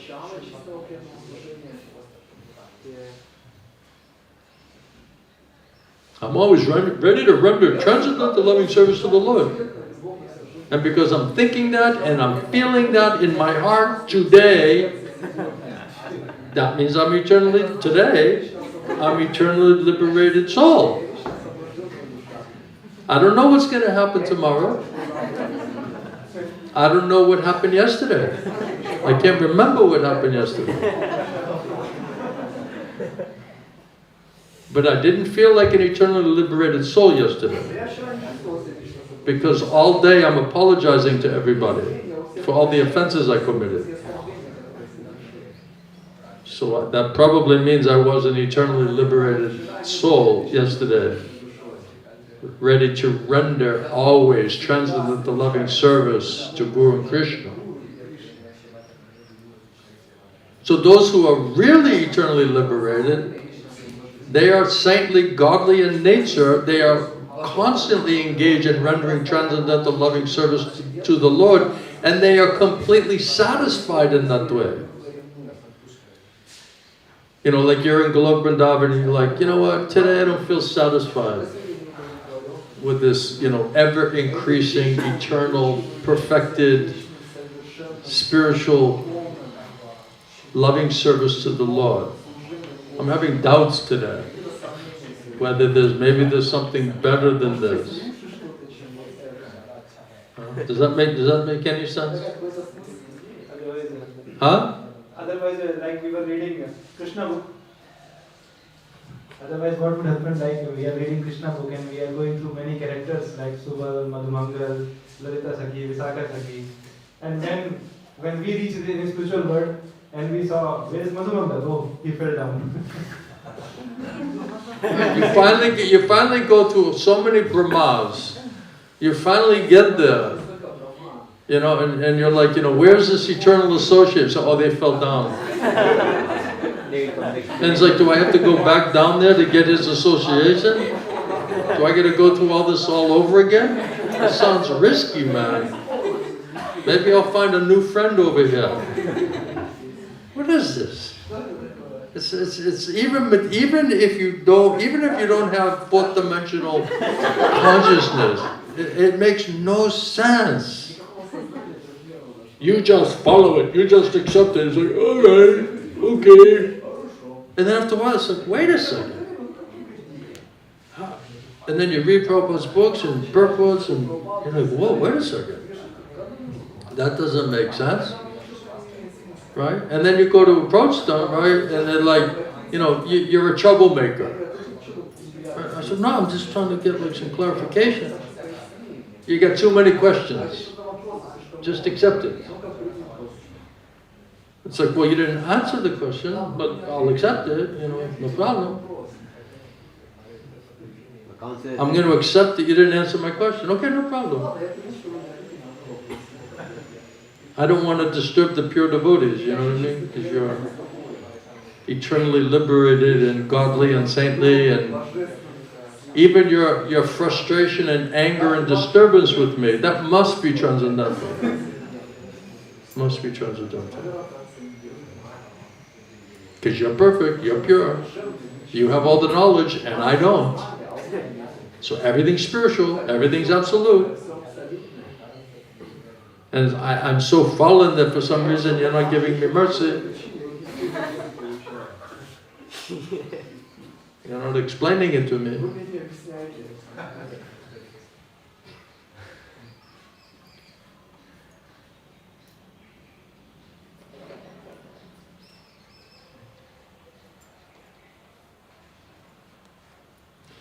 Eternally liberated souls, Prabhupada says, they are completely satisfied simply by loving Krishna. They're completely satisfied. That is their satisfaction.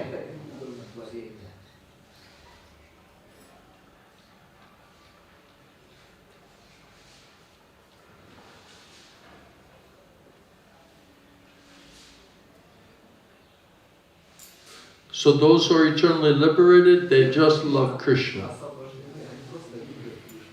Therefore, they are perfect in the spiritual world. They are perfect in the spiritual world. They are Krishna, Parishada, Nama. They are all eternal associates. They are Supreme Lord is person, and His innumerable lovers, the living entities, they are also persons.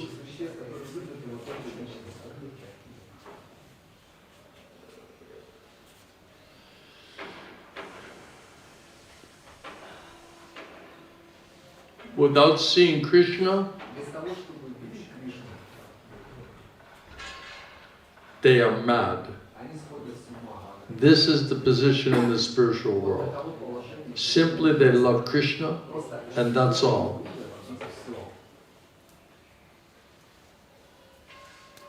That thing is only there in the spiritual world, just pure love for Krishna is there. Therefore there is so much bliss Satchidananda Vigraha. And it's ever increasing bliss. So it's perfect bliss, which is ever increasing. And then somehow or other, like they ran out of bliss in this part of the town. It's like the lights go off, right? The power goes off. And then somehow bliss didn't get on the other side of the town. And then you're just sitting in your room like they ran out of bliss. What else am I going to do?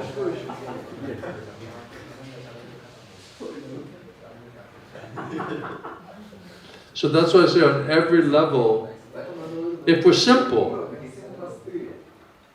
you'll automatically accept this explanation according to Guru Sadhana Shastra. But if you're not simple, because it doesn't fit your agenda or your worldview, this will be very inconvenient to you. There's only 5 possible goals, right? Dharma, Artha, Kama, Moksha, Prema. Parama Purushartha, right? So, if it's not Dharma and it's not Moksha or Prema, then what is it? What are the possible goals? Right? Economic development for sense gratification. Then you have to assign those goals. If it's not these other, then it's economic development for sense gratification, gross or subtle, right? So what is their sense gratification? Power, position, money, disciples, worship, pranam, pranami, patishta. Right? So in order to maintain that pratishtha and that position, they have to present themselves in such a way that will force everybody to accept them on that platform. And if you don't accept them on that platform and you don't have that kind of faith, you'll not worship them, you'll not surrender to them, you'll not serve them. So all their energy is going just for that. That's why Jiva Tattva is so much interconnected with the Guru Tattva. Because if we're all just conditioned souls since time immemorial, right? Unless you can show how you got mercy from Krishna and Krishna's parampara, and you're able to give that same mercy and potency to others, then what makes, this, eternally conditioned soul different from that eternally conditioned soul? We're all the same, more or less, right? So you have to build some type of distinction, and then it's either going to be spiritually built or it's going to be materially built. And if you can't establish how it's spiritually built, because you can't even explain the philosophy, obviously you didn't get mercy from Krishna and Guru and the Shastra, so you can't convince me spiritually. So now you have to concoct and manufacture this whole type of materialistic, presentation to make a distinction between that eternally conditioned soul and this eternally conditioned soul. You see how it's connected? Why it's connected?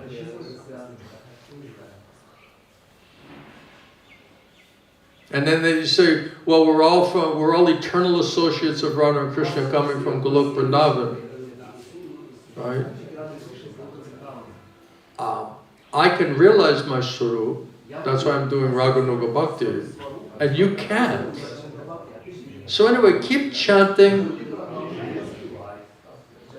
become qualified and educated and advanced like me, and then you'll also be able to do Raganuga Bhakti. and very quickly assume and resume your eternal occupational position and relationship to Radha and Krishna. You see how it's connected? You know, if it's just one or two people, then they just read these other quotes and it's just like, oh wow, yeah, how do I accommodate that information? But it's every one of them agreeing, including whoever they put in charge of all the institutes and all of the temples, they're all in agreement on that philosophical deviation. That's coincidence? And then if you try to bring this other presentation from your guru, from his books and teachings, that's not accepted here. We're not interested in that here. You're not quoting what we're quoting. That's how they're coming up with these statements. Did you have a question? Yeah? I've been told that just... He's a little moody today, you know? Huh? He's like a little moody, a little abhiman.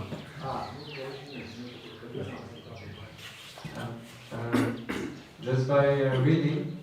Huh? Just by reading Prabhupada's books... Just by reading? Then... Who's reading? Your soul? Or your material mind, intelligence and senses? Who's actually reading? That's another question. What's reading? Because if you don't get mercy of God Krishna, come to the platform of the soul and realize your soul, then how do you know your soul is reading?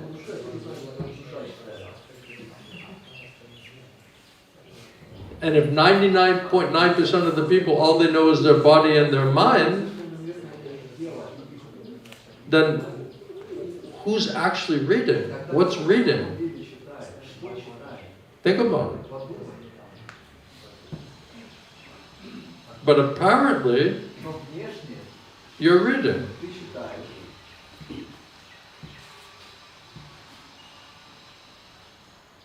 You see how subtle it really is? So Prabhupada said, just to theoretically say, yes, we are not the body. We are the soul, we are the Atma. Right? Prabhupada said that's not enough to just say we're not the body. You have to act on the platform of the soul and clearly know the distinction between the soul and the gross and subtle material body. And then you have to know the super soul, who's giving you intelligence and faith, your soul, to understand it. There's not some cheap thing. But everyone's reading, everybody's studying, everyone's a philosopher, everybody's a guru, everyone's opinion matters, everyone's feelings, emotions, everything's important, everything's significant, everybody should drop everything else and listen to what we have to say. Then we're all like little mini gurus in the ashram arguing with each other. Right? Who's really advanced, who's really, you know, who's more intelligent. Then it's like, what day did you join? It literally comes down to the day. And you're like, wow, I joined on the same day. Like, what time?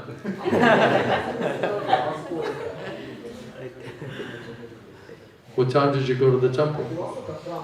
So I think it was like 4 in the afternoon. I came in the morning. I was there in the Mangalati. You see, this is auspicious time. So you tell me who's more advanced. How Krishna brought me at the Mangalati, and you just came just before the dinner. Just when the sun was going down. Who's more advanced? How many shlokas do you know now?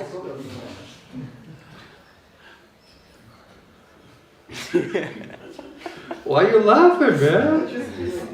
Is there some truth to what I'm saying?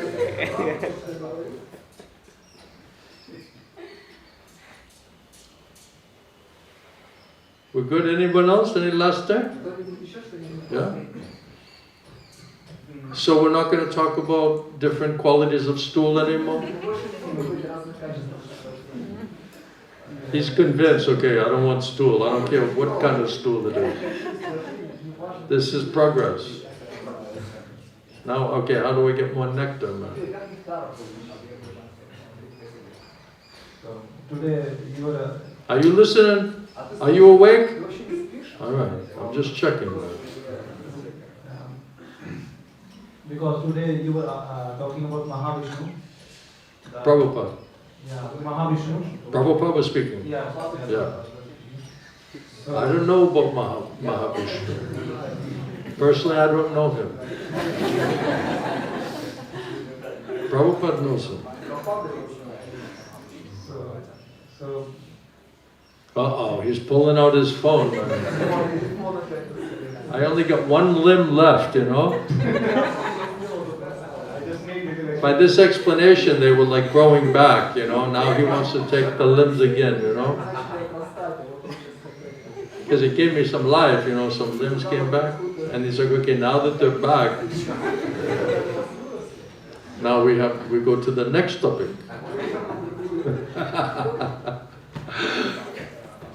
So Paz is writing in 4th Canto 29 chapter 83rd sloka. This material world is created by the dream of Mahavishnu.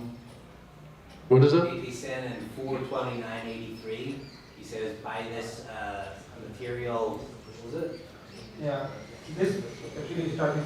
This material creation is the spirit soul's dream. Actually, all existence in material world is a dream of Mahavishnu. He says all material existence is a dream of Mahavishnu. Yeah. All material existence, it's a dream of Mahavishnu. So Mahavishnu is dreaming? So that's not reality? So Mahavishnu he's in the dream state? He's not the Satchidananda Vigraha? He's not Vishnu Tattva?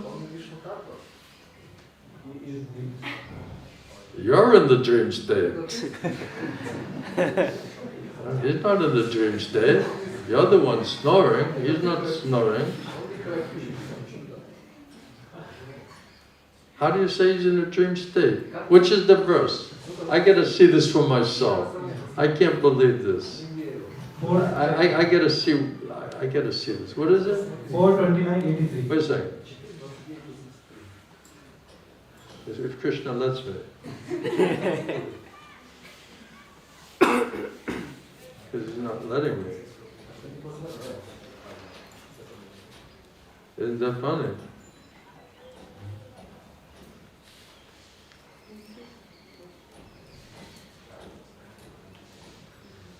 Okay, Srimad Bhagavatam, what is it? 4th Canto. Wow. Maybe he's not going to let me speak about it.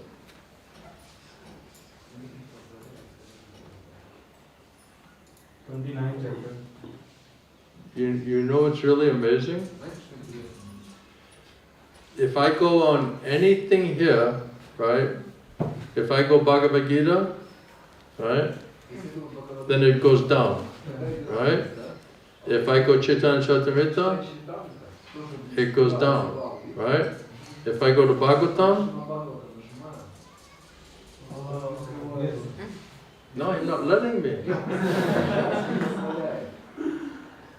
That's why I'm showing you that. How can everything around it work, right? But not Srimad Bhagavatam. I'll do it, I'll show you again, so you don't think I'm making this up. Here's Bhagavad Gita, right? Underneath it, Chaitanya Charitamrita, right? Now Bhagavatam. So I'm sorry.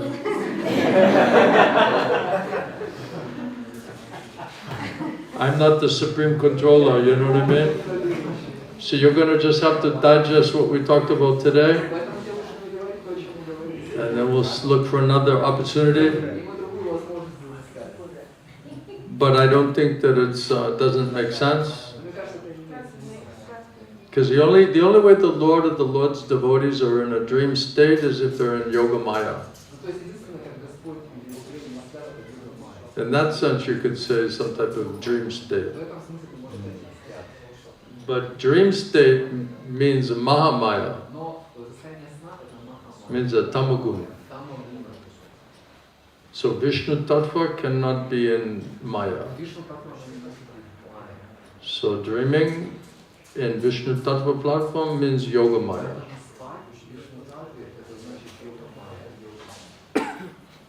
And the conditioned soul, eternal conditioned soul under Maya, a Mahamaya, their dream state is due to this Mahamaya is a tamagun.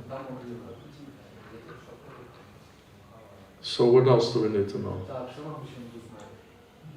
Was that your point? How is it that he's in a dreaming state? He is saying that this whole material nature is the dream of Mahavishnu. Whole material nature is in the dream of Mahavishnu. No, it's a reality, but it's a temporary manifestation. Prabhupada is writing in the purport. Huh? Prabhupada is writing in the purport. That material world is a dream. Is in the dream of Mahavishnu. But Vishnu Tattva, how can he be in a materialistic dream state? So the only thing you can say is that when the Lord wants to have a lila, right? If he wants to come and have material lila, then the Yoga Maya, this internal spiritual potency, manifests that lila. So it could be his desire. But when you say it in a dream state, you're taking it as if it's not real. It is real. Huh? Everything is real, everything is existing, but in the dream of Mahavishnu. But that doesn't answer it, because your doubt is that if it's a dream, like we have a dream, it has no basis of reality. It's just a dream.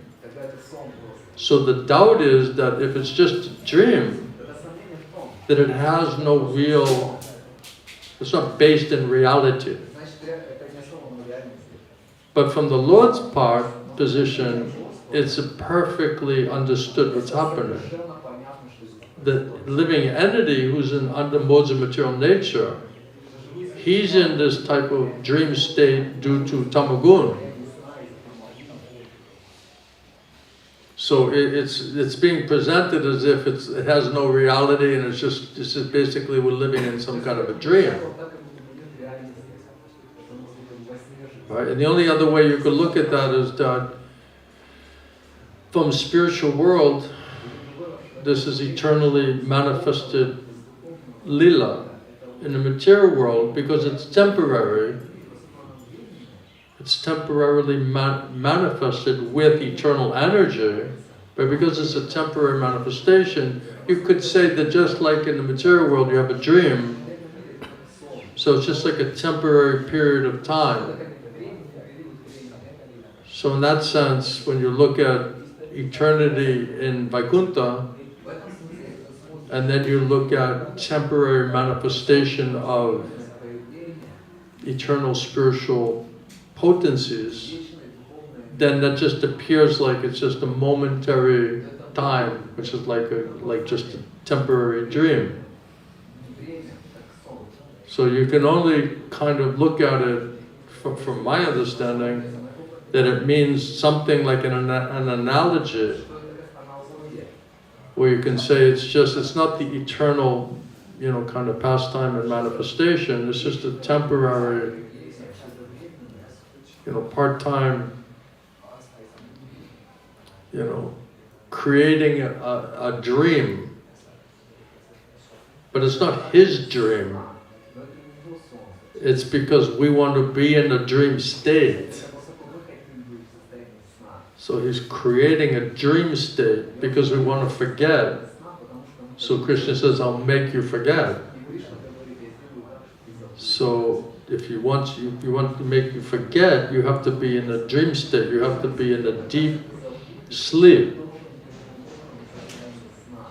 So in that sense, you could say he's creating this place that's like a dream state, but it's not his dream, because he's fully conscious and understanding the purpose of that, manifestation and the function of that manifestation in terms of training and teaching conditioned soul, right? How to become pure devotee. And the only way you could possibly say that Vishnu, Krishna is in some type of dream is it's just some yoga maya lila, like Krishna, with his eternal associates. I was going to say he wakes up from Mangalati and he's just meditating on himself.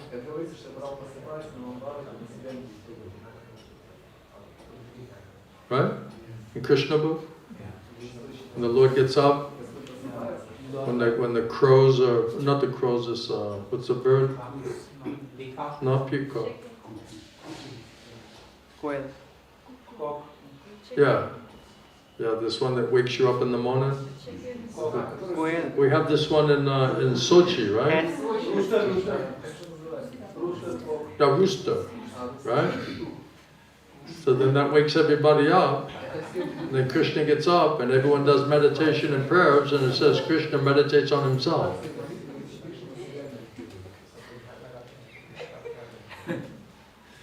So what is that dream state?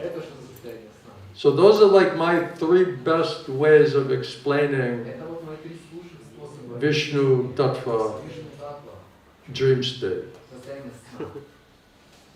It's temporary, so it's like a dream.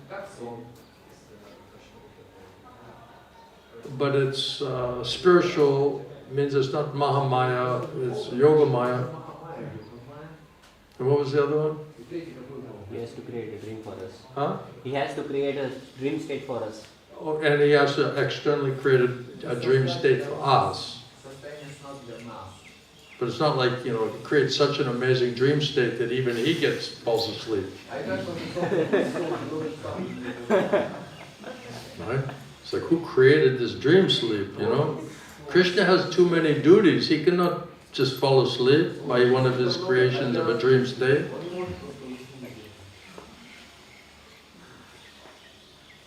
So far, we'll meditate on that one.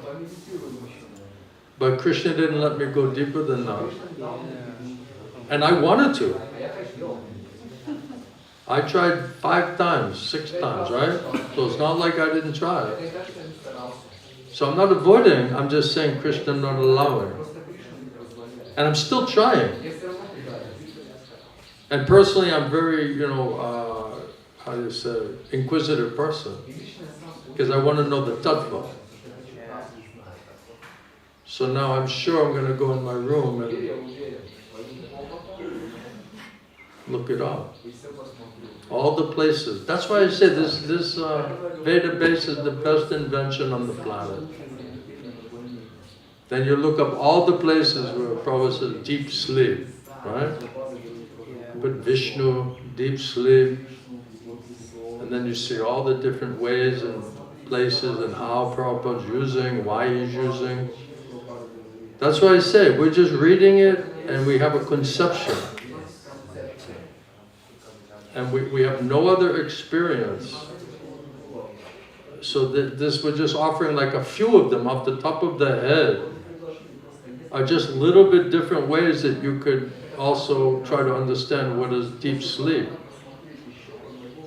And then the problem with that is that if you miscalculate it, then it looks like we're all eternal servants of Radha and Krishna, and that this whole Leela going on is not real.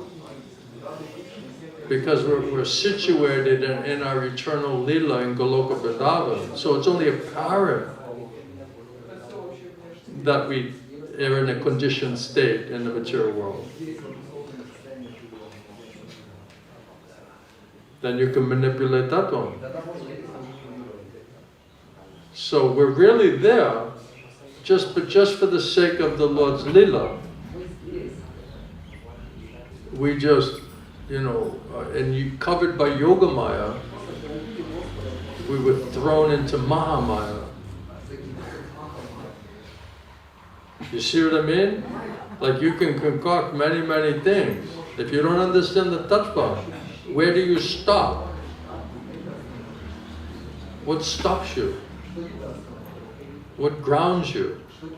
What makes it scientific? Just, it's like a writer who just like, Stephen King or something, just writing like endless streams of speculation and seeing demons and devils and, people, living entities from other planets, and they take a lot of drugs to write this stuff, you know what I mean? Yeah. Many famous musicians, they're looking back and they say, can you believe, you wrote these songs? And he's like, I don't even know who wrote those songs. I must have been on so many drugs that I just wrote these songs, right? Who's this guy, what's his name? Bob Dylan. Right, Bob Dylan. Right, he's like most famous in America for all these songs and his lyrics, right? And one time I saw it when they were asking about it, he was like, I don't even know where that thing came from. I must have been doing a lot of drugs at the time. And then he's telling, like, because I was killing myself with all the drugs, I had to stop taking so many drugs. Now I can't really write so good. I can't come up with these famous lyrics anymore. You see? So they're just using these drugs to enhance their mental speculation. So there's no end to it. And then if you're not rooted in the tattvas, you won't be able to say that can't make sense. Like we're doing. Okay, Vishnu tattva, he cannot at all be overcome or influenced by Maya tattva. So that's not the normal idea of dream state. Right?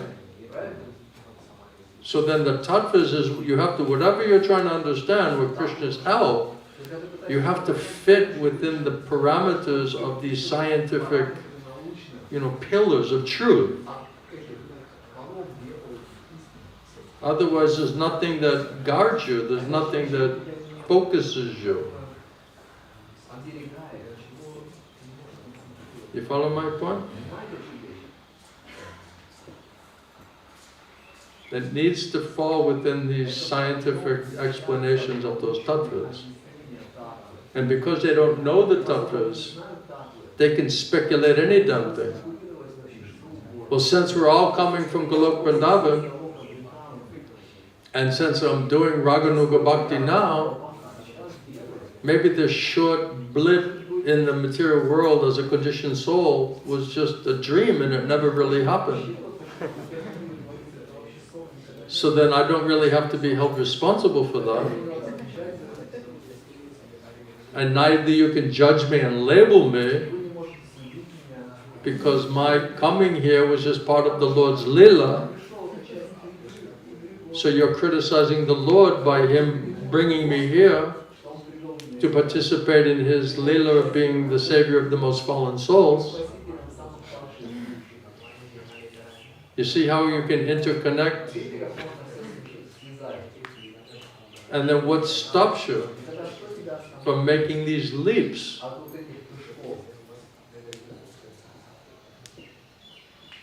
So everything has to be according to Guru Sarvam Shastra. And when you're trying to understand something, if you have understanding of those tattvas according to Guru Sarvam Shastra, everything has to be understood within those parameters, scientifically. Otherwise it can't be accepted as absolutely true. So when these guys are saying and twisting everything and anything, and they're not quoting Guru Sarvam Shastra, because it's inconvenient to the conclusion that they want to come to for whatever reason they want to come to it, then anyone who's not rooted in that truth, in that science, they'll easily be manipulated and cheated. Because you have no basis to measure anything. What if they're fantastic speculators? And it sounds logical. And it's how do you say, persuading. And it sounds scientific. And logical and intellectual. And it's way beyond whatever your material platform is. And then what if they have some Shakti? Because they're living in the Dham, they're living in India, they're eating 3 chapatis a day, right? So now how do you not confuse that Shakti with their mental speculation and their level of Gyan? You see how easily you can get cheated? And that's what they're doing. And then when you come in with all this other information which disturbs their presentation, this is a problem for them. Because they can't accommodate it. They can't reconcile it. They cannot explain it. And then if they can't answer those questions in front of their followers, then the followers will lose faith in them. So if you don't get the questions, and you don't get the topics, you don't ask the questions, he doesn't have to answer. Right? Then it's all just going on. Alright, that's the best I can do for you right now. I hope that's alright. I hope that satisfies you. I could hear all of you, when's Gurudev going to give a class? When's the Nityam Bhagavata Sevaya? It's supposed to be every day. It's supposed to be every day. It's supposed to be every moment. So I'm just trying to help you with your mental speculation. That's why I had to come out here and throw some philosophy around for you. Spin you around a little bit, Slow you down a little bit. Thank you everybody, appreciate it. Srila Prabhupada ki, Srila Gaur Govinda Swami, Srila Gurudeva ki, Samaveda Bhakta Vrinda ki, Gaur Kamananda. Jai. I'm sorry I didn't talk for 3 hours. I'm about 15 minutes short of that. I'll make it up for you tomorrow, okay? If you can handle it. Are these prasadam cookies? Yeah. Is this a dream or is this real?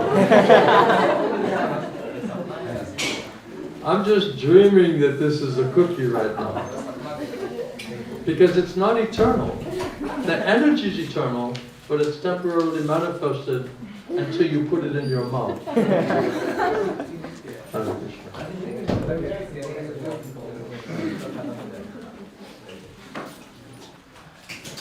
Can you imagine if that had to be translated into Hindi?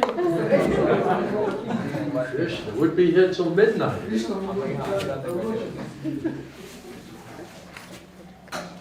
You're happy? Wow, that's a miracle, man. How about you? When are you going to get happy? Oh. Let me move this. These Matajis are going to start complaining. He's favoring the men instead of the women.